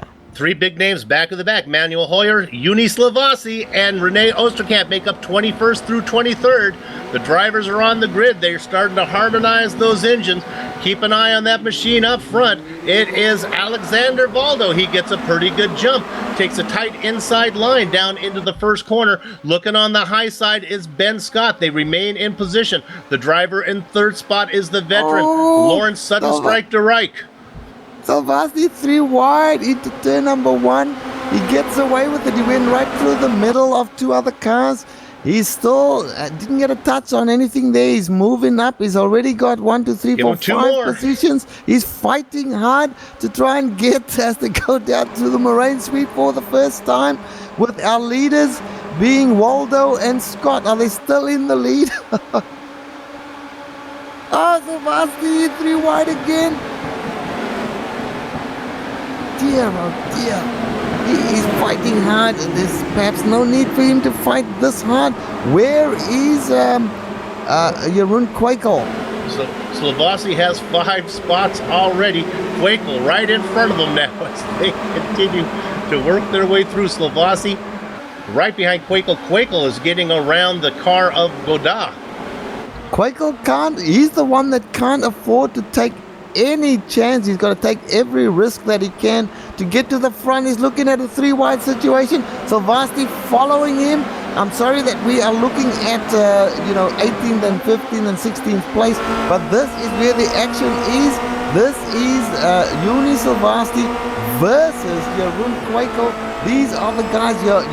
By the way, Jean-Francois Godard following them as hard as he can as they fight now to head down towards Canada Corner for the first time. This is, of course, a sprint race, 25 minutes only, no pit stops, and Uni Salvasti and Jeroen Kwekel are at it trying to get the championship, and Uni Salvasti at the moment has his fingers on that championship. We just cannot leave this battle up front. I can report just audibly here that Valdo is holding the lead. Lawrence de Rijk has moved into second. Holstein is third. Chamber in fourth. Let's go 3 wide. Let's go up to 7th position. We have a 3 wide here with Plumley in the middle. On the high side, it's Sarah Dove. On the low side, can they get this sorted out? They do. On the low side, it's Ben Scott. Ben's not done yet. Sarah fighting back on the high side now as they work their way into 3. Sarah going to try to make it stick going around the top.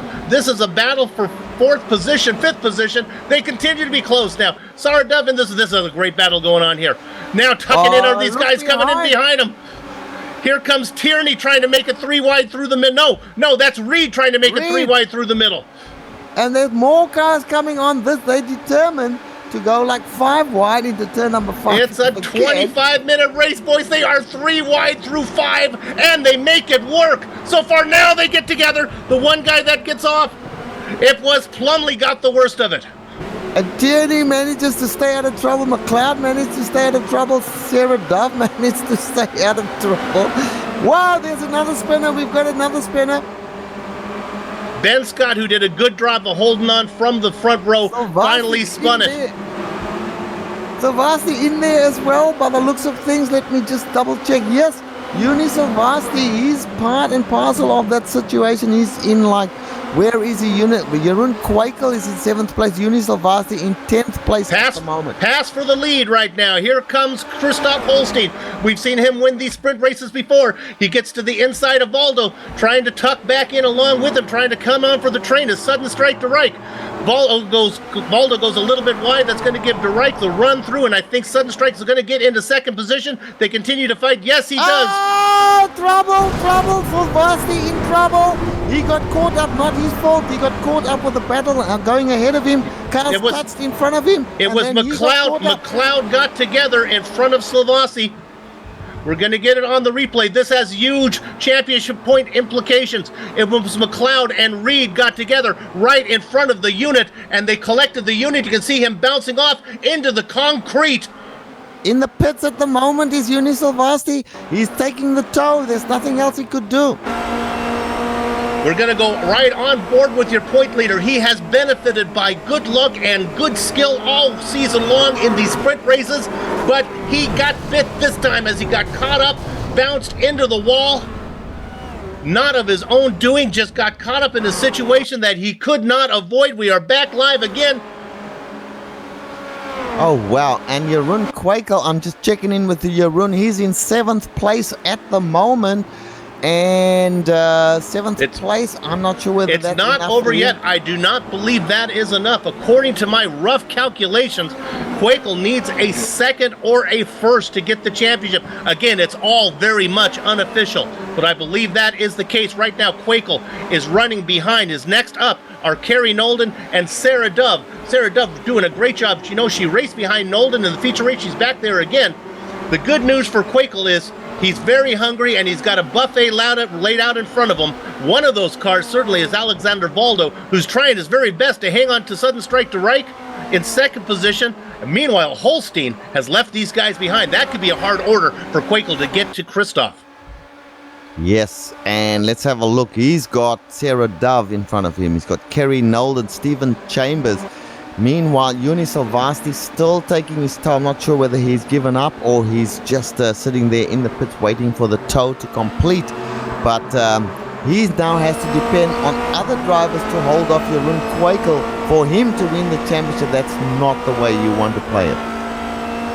I don't think before this race is over, when I call the finish, I don't think I'm going to be able to do the math to give you the winner. But I think when we come back after break, there are some bonus points. Look at this battle now. Wait, there's a battle for third position, and we're also seeing that Kwekel is making a move. Sure enough, let's go to Kwekel right now as he makes the move on the outside of Sarah Dove. Sarah taking that inside line, and I think Jeroen's going to get that closed here. Sarah just kind of backs out, tucks back in behind. She does not want to ruin her great day that she's having. Now we go up to P2, Richard. This is Sudden Strike to Reich trying to fend off. Alexander Valdo will not give up the ghost on Van Strike as he hangs in there. But meanwhile, while that battle's going on, that allowed Steven the Flying V Chambers to get in the mix. Chambers now trying to make a move into third. Yes, and he's attacking on Waldo at the moment as they go down towards turn number 5. Waldo going somewhat defensive there, showing him that, look, I'm not in this race just to make up the numbers. I am going to try and win this race. Alexander Waldo currently in 3rd place. I take back everything I thought or said about Alexander Waldo, doing a fantastic job at the moment, but under attack by Stephen Chambers, going side by side into the hurry downs. That was a little risky, but and here comes Nolden. Here comes Nolden in there. Nolden tucks his nose in. Nolan's going to get that position as well. That's going to allow the Earthquake to get through as he rumbles through into 5th position. Also, Sarah Dove running back there in 7th, trying to get around Valdo as well. So right now, your top 5 are Holstein way out in front by about 4.5 seconds. Sudden Strike to Reich in 2nd position. The Flying V, Stephen Chambers in 3rd, but not for long because here comes Kerry Nolden, and bringing him in tow is the Earthquake, Jeroen Kwekel. And here's Waldo being attacked now by Sarah Dove, going towards Canada corner. She will get the job done. Fantastic job that Sarah Dove. She's really come good in the last couple of races. Let's give a tip and a half to Valdo. I was a little worried about him. He's put on a great performance now. Yes, he has indeed. And he's done a great job starting in pole position for this race and hanging on at the moment. Battle for third. This is Stephen Chambers taking a defensive line into one. Going on the high side is Nolden. I think that's going to suck the earthquake right with him. Quakel saying, I like what you're doing there, Carly. Let me try it as well. They go they go side by side through one. Nah, the Flying V thinks better of it. He backs out of it, I think. And let's go ahead and move Quakel up to fourth position. He's not far enough yet, but he's getting closer.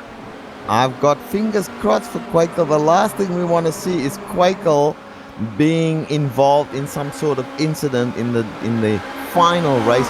And we are talking 15 minutes or so to go before it's all over and they start making the calculations. Cowie in a battle here, making the pass on, that's Andy Cowie being passed by Christian Tkach trying to come from 16th position. He gets loose. He's going to save it. The cars behind him lock it up. Nice job from Tkach. He doesn't hit anything. And he only loses one position right next to him. That's Adam Tierney trying to get around on the outside. Kessler behind him as well. Well, that Christian was a save. Tkach, my Big gosh. save. Nice Big to save, get that. he's going. Yes, nice to get that live when it happens, boy. Woo. Oh boy. And we were right on the spot there as we see the battle. Oh, he does it again. This time he didn't save it. Yeah, Did you just see that, Bill? He yes, did it again. I did. You can only do that so many times. But he's Canute. No, I'm sorry. That's a different car. Let's look at third position right now. Now, this is really important. Nolden is the fly in the ointment for Quakel. These guys will probably be fast enough to get to Sudden Strike to right. Don't know if they're going to be able to get to the leader, which is Holstein. But the guy that Tkach has got to get around, because third position, I don't believe is enough, is Kerry Nolden. So this battle is very important. It could be championship between these two guys right here. Well, and we see the draft kick in now. Jeroen Quakel, we know from previous races, is faster than Kerry Nolden. He's hauling him in at the moment as they head down towards turn number 1. 14 minutes left in this race. Now we go back to fifth position. Now Sarah Dove has got around Stephen Chambers. Boy, she did that. Was there a problem? No, she just got a great run out of the final corner, gobbled him up, and moved herself into, what would that be, fifth position, I guess. Top 5 for Sarah Dove. She was in the forum saying that she liked this track. Well, my gosh. If you like this track, I'd hate to see a track that you really love. And she goes defensive. She goes down the middle of the track there. Stephen Chambers. Oh, P3. Here's the important. They are side by side. That's Quakel on the inside. No, that's Nolden on the inside. Quakel doing everything. Could not get it done. Trying ever so hard. He's got to get around Nolden, and then he's got to get up, just a little bit up, to Lawrence Sudden Strike to right, running in third position, about 0.7 of a second ahead of these guys right now, Richard. Quakel, I think, now as they work their way, they're coming into the carousel. Let's stay with the Rich. I would think that he'd have a shot after the kink going into Canada. Well, the thing is, Jeroen Quakel has got to be aggressive. He's got to get past Nolden to have any chance at the championship. In fact, he's got to get past everyone he can to have a shot at this championship. But Nolden is a past champion. He's not going to give up any positions. Whoa! He goes defensive, and Quakel can't get it done as they go towards Canada corner. Jeroen Quakel must be a little frustrated at this point in time. But meanwhile, they're catching up on second place, Bill. Quakel had the run. I guess Nolden could say that's the racing line, kind of works its way over there like that. I'm not sure if Quakel would agree. Fortunately, there's still 12 and a half minutes yet to race. And sure enough, Richard, they're gaining up here on Lawrence de Rijk. And not to mention Christoph Holstein as well. He's got that 6-second lead. Then there's a 1 second gap there to Nolden. And now they are side by side. On the outside, Jeroen Quakel. On the inside, Nolden. Will he break late? He's going to fall in behind by the looks of it. Got a good run out of the final corner, got in there, and Nolden said, okay, you got it. I'm not going to force the issue. Third position for Quakel. I believe this is so unofficial, I cannot express the unofficialness. Quakel going for second position, gets it done. No, that's a lapped car. Lap car. That was Ben Scott. That's all right, but he is getting there. He's only got 0.7 of a second. He's got to get to the red and black machine of Lawrence Sudden Strike to right, running up there in the 034. And Sarah Dove in fifth place at the moment, being chased by Jean-Francois Godin. Does a great job coming out of 5. Godin catching up at the moment. Let's have a look at Waldo. We're hearing. Waldo, who was having a great run, has had a spin. Looks like he did that. Was that corner 5? It looks like he got that coming in there. The car just got loose on him, came around, and he couldn't roll it. Oh, he did keep it off the wall, though. Did that right in front of the milkman, Andy Cowie. Yeah, falls back into 15th place at the moment. Let's go back to the front. Jeroen Kwekel in 3rd position at the moment. 2nd place at the moment. He's got his eye. Sorry, he's in 3rd place. He's got his eye on Lawrence de Rijk in front of him as they head down towards Canada Corner. This might put him in the position that you mentioned unofficially. Could put him in championship position as he tries to get on terms there with Lawrence de Rijk. Lawrence de Rijk not defending too much, just running the line at the moment. They're coming up onto turn 14. They'll go onto the front straight once again. 10 minutes to go in this race. There's no rush now for Jeroen Kwekel. He should be able to get this done. Defensive Passing line. Lawrence de Rijk on. Lawrence de Rijk goes defensive. And Kwekel has got enough to just drive past him on the outside. Will de Rijk fall in behind? Yes, it looks like that's the case. 2nd position now for Kwekel gets him in the conversation. At this point, I believe it's enough where it would come down to bonus points. Have you had any incident? Have you been clean the whole time? You get a bonus point for that. If you have the fastest lap during the race, you get a bonus point for that. Look at this battle going on now that our director has found for 6th position. This is, Godin got by Sarah Dove, dropping her back to 6th. Sarah not done, though. Back. Here she comes. She's going to try to do it on the high side through 5. This is going to be rough to do, Sarah. The French-Canadian on the inside. Sarah has a great job of out-braking him into the corner. She's able to hold that line. She gets a little loose. She comes across. And she got into the back. Stephen Chambers got part of that as well. That was a daring maneuver. She got loose, and then the car behind, which was Chambers, hit her, and so she's going again. The car looks a bit bent there, but still going. No, I think she's done. I think that's trouble. Looks like Godin is going to get away with okay. Sarah came across with that very fragile nose into the back of Godin's right rear. I think that's going to be okay. Stephen, quick look at Stephen Chambers' cars. The Flying V looks pretty okay. A little damage there to the wing, but with only 8 minutes to go, I think he's probably okay with 7th position. Let's go to 3rd position right now. Here we go. This is Kerry Nolden finally getting around sudden strike to Rijk as Lawrence falls back into 4th spot. Nolden up to 3rd. Yep, Nolden is up to 3rd place. Lawrence de Rijk in 4th. Jeroen Kwekel is in 2nd place, but he's 5 seconds off the leader, and that is none other than Christoph Holstein. This would be his 2nd win if he pulls this off, Bill, and both of those wins, of course, in the sprint races. Okay, coming into this race, I said that Kwekel needed 49 points to make it interesting. Well, he got 32 for winning the feature. He's going to get 17 if it finishes right now for finishing 2nd in the sprint race. 32 and 17 is 49.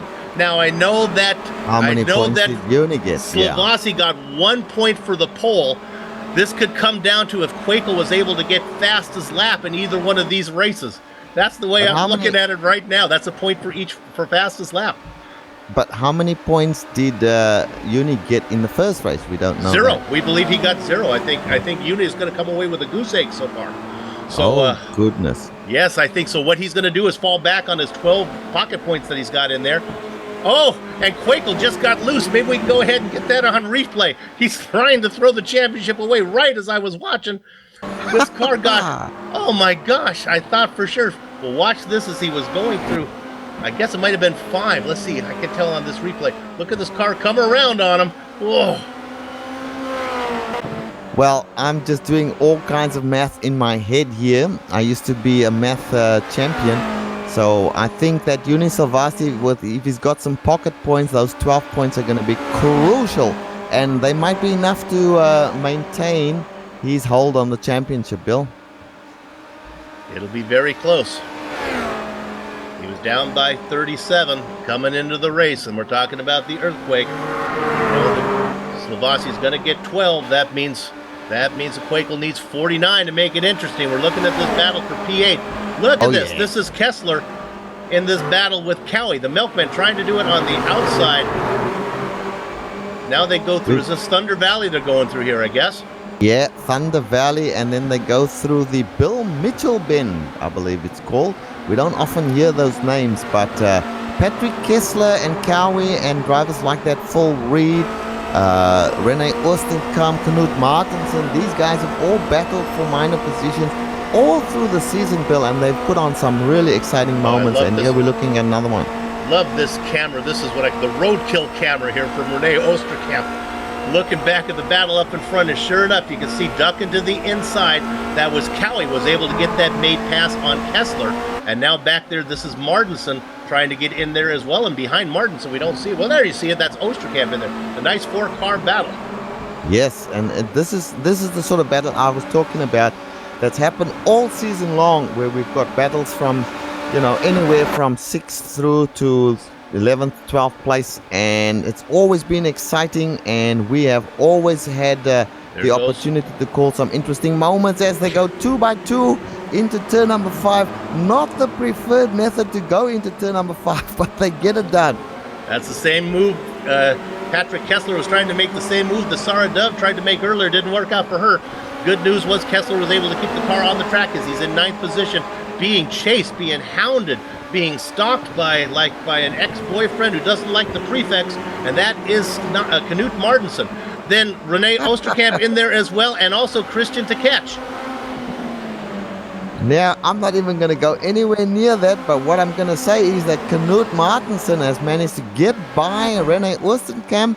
They head now into the kink here, and they all get it done beautifully as we see Knut Martensen trying to make up a couple of places. Here is another car coming through on Oostenkamp. That is the catch coming through on Oostenkamp there. Great 5-car battle going back here for 8th place. Leader of the train, the Milkman, Andy Cowie. Remember, there is a team championship as well. Now, Dandy Dan Brewer is the driver teamed up with Quakel for Origin Front Row Motorsports. Look at this battle now for 8th position. A bad exit out of that final corner from Cowie. That's going to surrender that quickly to Kessler. I don't think that the team in 2nd place, which is Fusion, is going to have enough to get there, although they might. Look at this going on now. As we watch this, it's going to be 3 wide. No, they think better of it. Kessler out in front, going on the high side. That's Cowie back there watching the whole thing. Martensen now 2 by 2 on the outside in the dark machine. That is to catch 2 by 2 as they go through the corner, watching the whole thing. In the popcorn position is René Oosterkamp. They continue 2 by 2, Richard, as they head down into 5.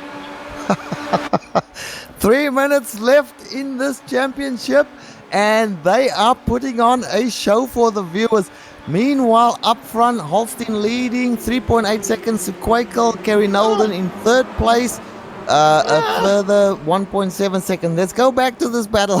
Oosterkamp got a little squiggly right in the pinata full of bees. That is this 5-car battle of Kessler, Cowie, Martensen, Oosterkamp, and to catch. Right now, out in front, in the best position is Kessler. Now taking a look, trying to get in there. Here comes that blue and yellow team. Force Fissy, that's the color of Kmart, trying to get around the team of Andy Cowie. And Andy Cowie, he was in the lead of this train. He's been passed by Kessler, and he's 2nd in the line now. Knut Martensen behind him, then Oostenkamp and to catch. Still 5 cars in this little train. And still now, anybody could be out in front. Here comes Knut Martensen on the outside, 3 wide, heading towards Canada corner, and they all 3 stay in it, and they get through somehow, Bill, without touching or just perhaps scraping each other a little bit there. Kmart ran out of tarmac there. There just wasn't enough room to get 3 cars through there. He ended up in the sand, and that probably cost him the position, falling back into 12th now. to catch in 11th. It settles down a little bit. Cowie still trying to hold out Osterkamp. Meanwhile, we can report that Christoph Holstein, he's out in front by 4 seconds over Jeroen Quakel, who's got into second place.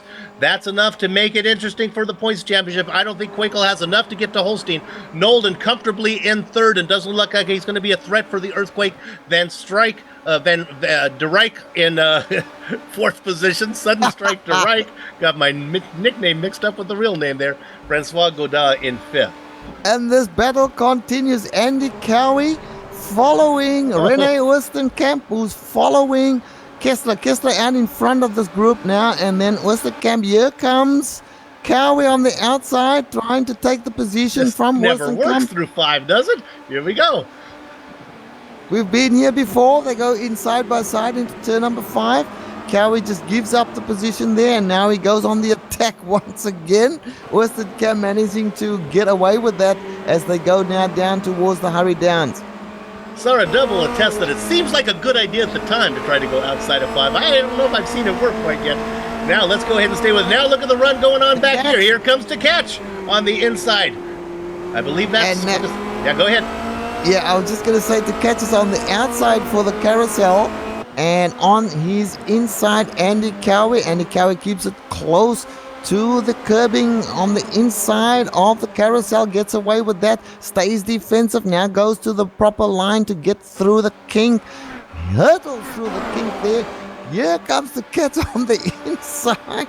Once again. And a fantastic show these guys are putting on for the viewers, Bill.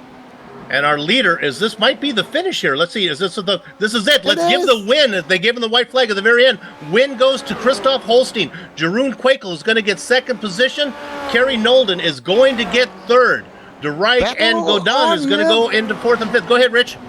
Cowie still trying to catch us. Got it at the moment. They're heading for the line.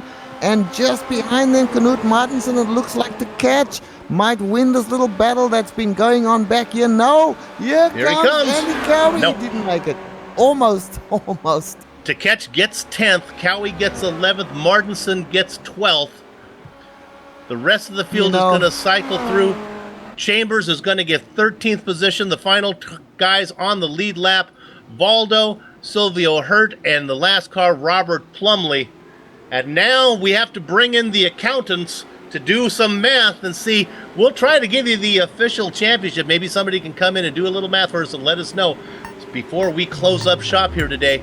My guess is, unofficially, I think it's going to be a dead heat, and I think it's going to go to Quakel in the tiebreaker, but that is so unofficial, I wouldn't bet any part that I own on it. Let's go ahead. We're going to take a short break. We'll be back in a few to round up. We'll run down the entire standings, do driver interviews, and close up shop for the season. Back in a few.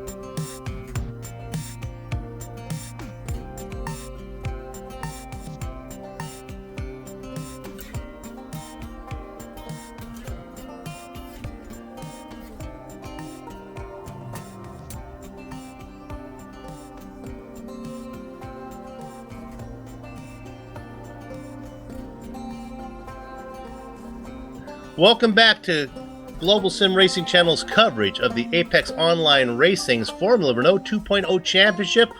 The final round, round 12, the sprint race. We have wrapped up the season, and boy, did we have a dandy today. You know, sometimes it's your birthday, the same day that mom and dad win the lottery, and you get lost in the shuffle of the excitement. That's what happened to Christoph Holstein today in the sprint race. Boy, what a great run that he had, starting in 5th position. He gets the win. But it was really the championship news that carried all the excitement, and we believe that if things stand the way they are, if there are no penalties for Quakel and Slavasi getting together, we think that Jeroen Quakel, this is about as unofficial as they can get, is going to be your champion for season number 4. Kerry Nolden's going to finish in 3rd position here. Lawrence de Rijk and Jean-Francois Godin round out your top 5. Evan Emre, Adam Tierney, Patrick Kessler, and Rene Oosterkamp in 6th, 7th, 8th, and 9th. And the last car in the top 10, a great run from him, Christian to catch. Richard? And going to 11th position in this particular race was Andy Cowie. Then Knut Martensen, didn't they put on a great battle as well? Andy Cowie in 11th, Knut Martensen in 12th position. Stephen Chambers in 13th. Alexander Waldo started on pole in 14th place. Silvio Hurt in 15th. Robert Plumley in 16th place. Ben Scott, who started on the front row as well, he finished in 17th place. Sarah Dove with a little bit of a mistake there. Costed dearly, finished in 18th place. 19th place by Manuel Hoyer, and 20th place Phil Reed. 21, 22, and 23 go to Ty McLeod, the unit, Uni Slavasi, and Victorio Saltalamacchia. Okay, let me quickly run you through my thought process of why we think Quakel is the champion. He trailed by 37 coming into the day. We know that Slavasi had 12 points in his pocket. He had a horrible day. Give him 12 points. I talked a lot about the bonus point for Slavasi winning the pole. Well, you know, he's not going to get that because this race is going to be thrown away, and also thrown away is the bonus point for that. So that meant that Quakel needed to outscore Slavasi by 49 points. What did he do? He got 32 points for winning the feature. He got 17 points for finish second in the sprint. 32 and 17, that is the number, 49. I believe there are some bonus points for Quakel if he was had fastest lap anywhere in one of those two. If not, he probably wins the tiebreaker. I think he has more wins than Slavasi. It's going to be very close. Again, unofficial. Let's see if we have some interviews that we can talk to. We have Jeroen Quakel in here right now. We're going to let Richard talk to him. Let's go ahead and see who we think, if things hold up, Richard, is our season 4 champion, Jeroen Quakel. Go ahead, Rich. Jeroen Quakel, you got a copy? Yeah, hello. Hello, Jeroen. Jeroen, fantastic stuff. Absolutely fantastic. A win in the first race here today, and 0 points for your nearest rival, Mr. Uni Silvasti, and then a second place in the sprint race here, and once again 0 points for Uni Silvasti. We are doing all the calculations. We don't know for sure, but we think you might have done it, buddy. Well, if that's the case, then thank you. But I'm not entirely sure myself either. I think no one is. It's quite tricky with the point scoring and stuff. But if it's the case, then I'm happy. But at the same time, I would have to say it's unfortunate with what happened in the feature race. I totally expect a steward inquiry, which is absolutely fine. I can understand that from his point. I got a message during the race that he would... that was worth a penalty. But he can do that. I think from his point there may have been contact, but on my screen I can absolutely guarantee there was no contact. So I think I have good legs to stand on. Well, let's leave that aside. The IRT will no doubt decide upon that. Just talk us through that second race. So you're starting up near the back, and you know that you've got to get at least into second place. Both of you and Uni were pushing very, very hard in that second race there, and coming through the traffic, which was crazy. I mean, they were going 3 wide into turn 5 and so on. How did it look from your position?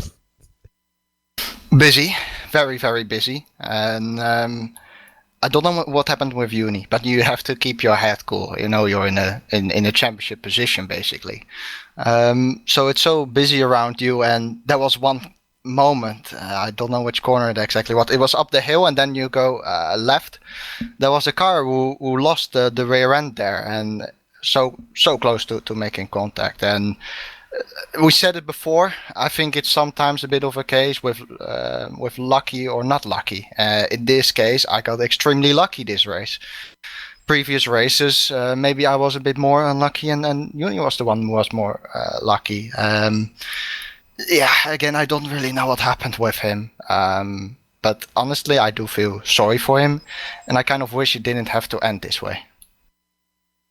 Yes, we understand that, but that is racing, and we had fingers crossed for everybody, and this last race actually was so fantastic, and it wasn't fantastic in the front. Christoph Holstein got a lead of 6 seconds and won the race quite easily in the end. You had to come through all the way from 16th, 17th place to get your second place.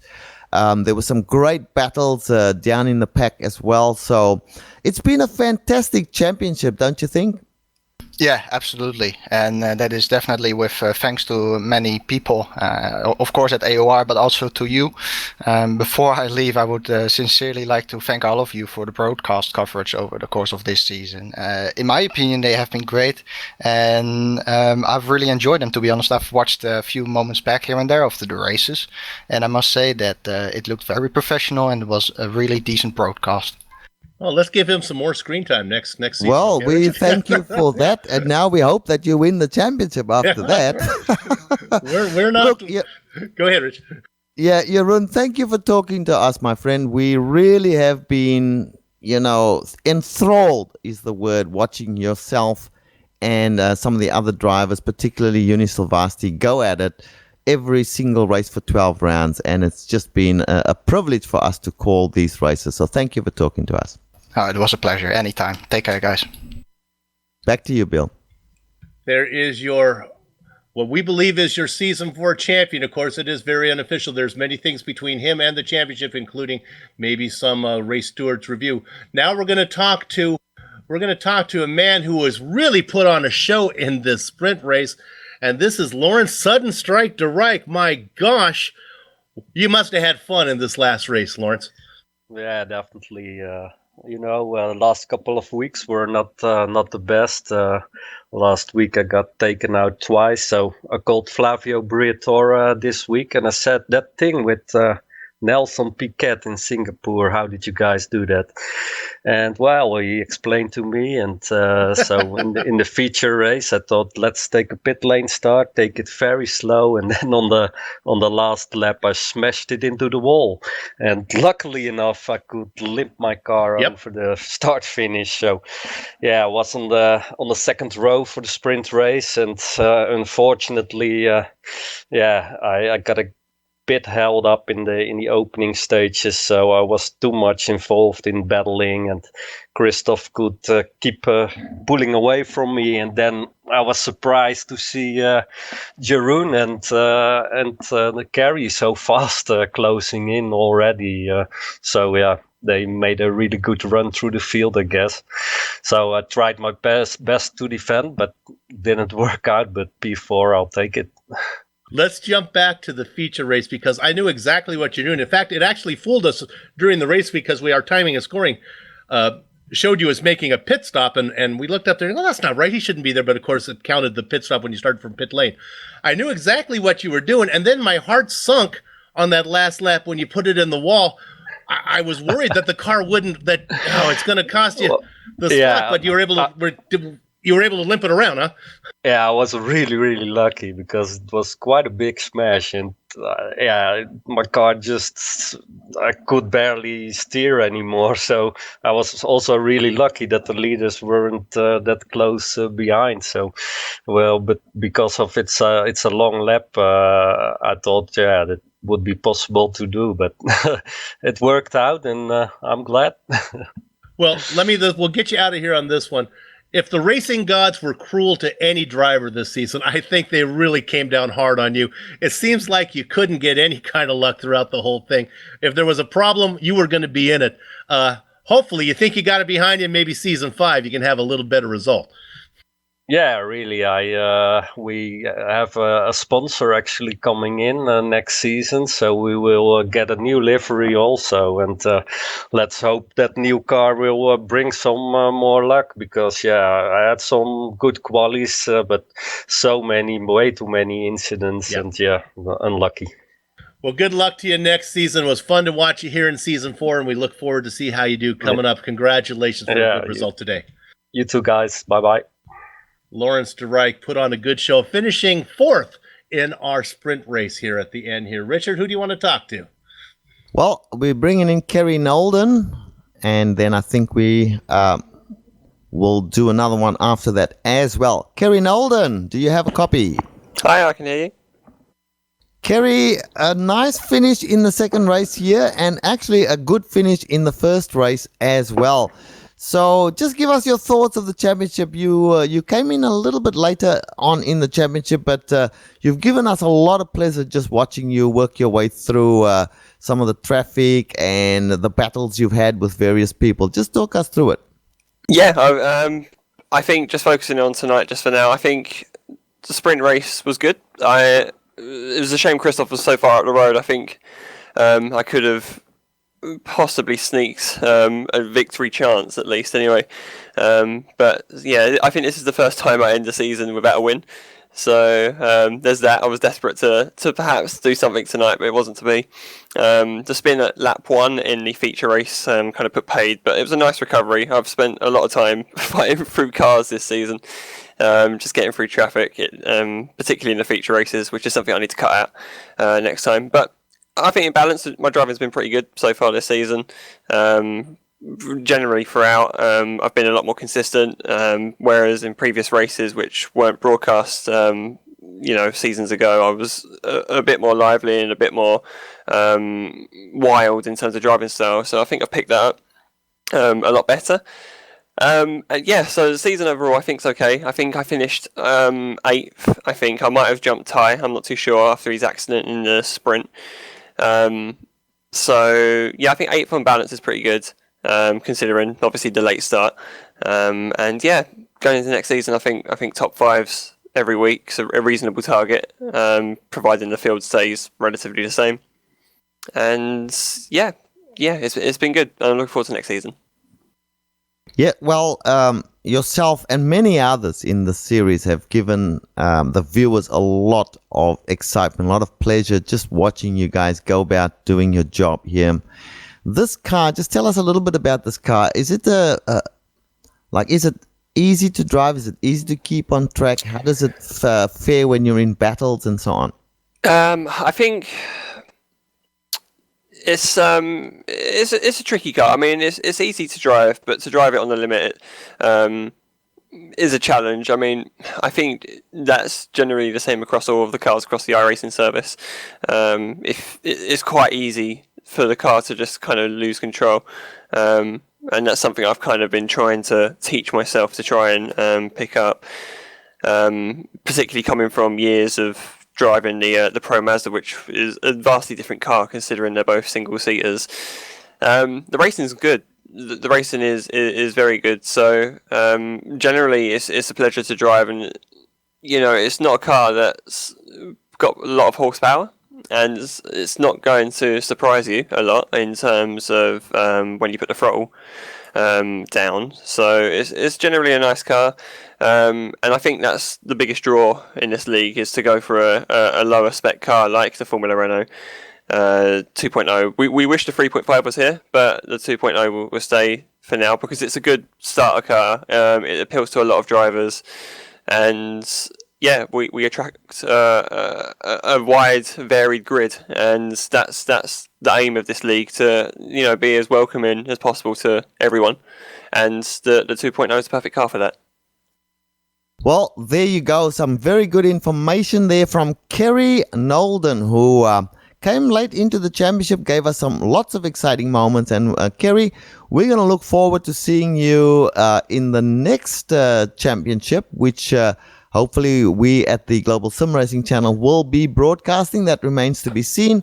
But thank you for all the exciting times you've given us, and more power to you, brother. Thanks. I just want to say real quick, sorry, didn't mean to jump in. Yeah, I just want to say thanks to you guys as well for the broadcast this season. It's been great. I left the league, and your coverage brought me back, I have to say. So it's been great. It's been great listening to you guys for those 4 weeks that I wasn't there, and obviously to be a part of it's been brilliant as well. So that's great. And hi, Mum. Hi, Mom. Okay. And thank you for talking to us, Bill. Back to you, my friend. Okay, I'm making a list right now. That's GSRC is not immune to flattery. So far I've heard good things from Quakel, and then of course from Nolden. So that's going to give them some more screen time. I'm just kidding, you guys.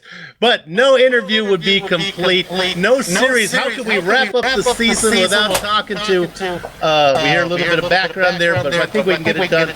From the Flying V, Stephen Chambers. Stephen, you have a copy? Hello. Well, let's see how you did here today. I think you got yourself, about a 9th place finish in the feature, and then where'd you come home? About 13th in the sprint. I wish I got a 9th in the feature. No, it was 11th, it was 12th in the feature. 12th in the feature, and in the sprint it was 13th. Feature race got a little bit lucky, I think, with people falling off and having their own little incidents.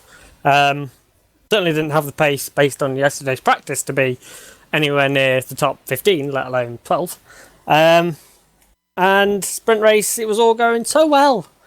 So well. And then, unfortunately, a little birdie. Yes, we saw that. Yeah. And I picked up quite major damage, which kind of left me a different bird, more of like a sitting duck, and everybody came flying past me. Yeah, that was a daring maneuver. She was having a great run too. Tried to go on the outside through 5, and then the car got a little loose and came around and collected you. Hey, let's talk big picture. First of all, I got you about 20th maybe in the points. You got to be kind of happy with that. You happy with your overall results this season? Yeah, definitely. This has definitely been my strongest season. I think I've only not scored in one round, and that was Canada. And that was just awful. We don't need to mention that.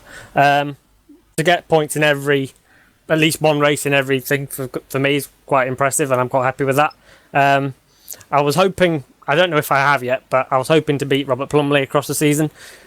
He's usually faster than me, but I think I'm a bit more consistent in getting the results. So hopefully I'll beat him. Hopefully my team's beat his as well, because we were tied coming into tonight's race. But yeah, I've definitely enjoyed this season. Getting a top 20 or near the top 20, I'm quite happy with that. Well, let's see if you can make the fans and our viewers happy. Are you coming back for season 5? Oh, yes. Okay. Not only am I coming back, but I'm coming back with a new team. Well, let us in. What's the new team? What are you coming back with? The Apex Online Racing has its own podcast. And as the co-host of the podcast, we're racing under Team AOR Podcast. There you go. Well, we will make sure to give that team lots of attention, give you some plugs. Good luck with that. And who's your partner going to be? My current teammate, which is Alexander Waldo, he will be my teammate again. And hey, he might even turn up next season. Well, he started on the pole here in the sprint race and had a good result today. So congratulations. Hey, it was always fun to have you in an interview. Always fun to watch your race. Thanks a lot, mate. Okay, there you have it. That is the Flying V. Stephen, don't call him Stefan, Chambers. That's going to wrap it up for us here at the Global Sim Racing channel for our coverage today. We'd like to thank everybody at Apex Online Racing for organizing the Formula Renault 2.0 League and contracting with GSRC to broadcast it. We know you have a lot of choices when you fly. Thanks for flying GSRC. Thanks to the company's equipment and software that you see on the screen right now that we use on the broadcast. The original music you've heard on today's broadcast is thanks to Eric Eckelm and Casey Lalonde. See the screen for how to contact them. And again, like we said, that wraps up our coverage of the Apex Online Racing Formula Renault 2.0 Championship for Season 4. We hope the series organizers and the viewers were pleased with our work. Talks are underway to have GSRC return to cover the upcoming season, Season 5. That's going to debut now. Hopefully we'll be there March 17th from Donington. Donington should be fun. Should be indeed. And can I just say that it's been a great pleasure to be on the team for the Apex Online Racing Formula Renault 2 League. And we certainly would like to be back again, and hopefully you and I will be in the same team as well again, Bill. Absolutely. And to find out more about upcoming broadcasts or to arrange GSRC to broadcast a race of your own, your best bet is www.globalsimracingchannel.com. We're also on Twitter at GSR Channel and Facebook at Global Sim Racing Channel. And now we close up shop for the final time this season on behalf of my mic mate Richard Losper, our director Amjad Yaman, and our camera artist Dougie Beard. I'd like to thank all of you for watching, and there are a lot of you watching, and we sure do appreciate it. With that said, we're off to have fun storming the castle. So, until Season 5, race clean, race hard, and we'll see you on the track.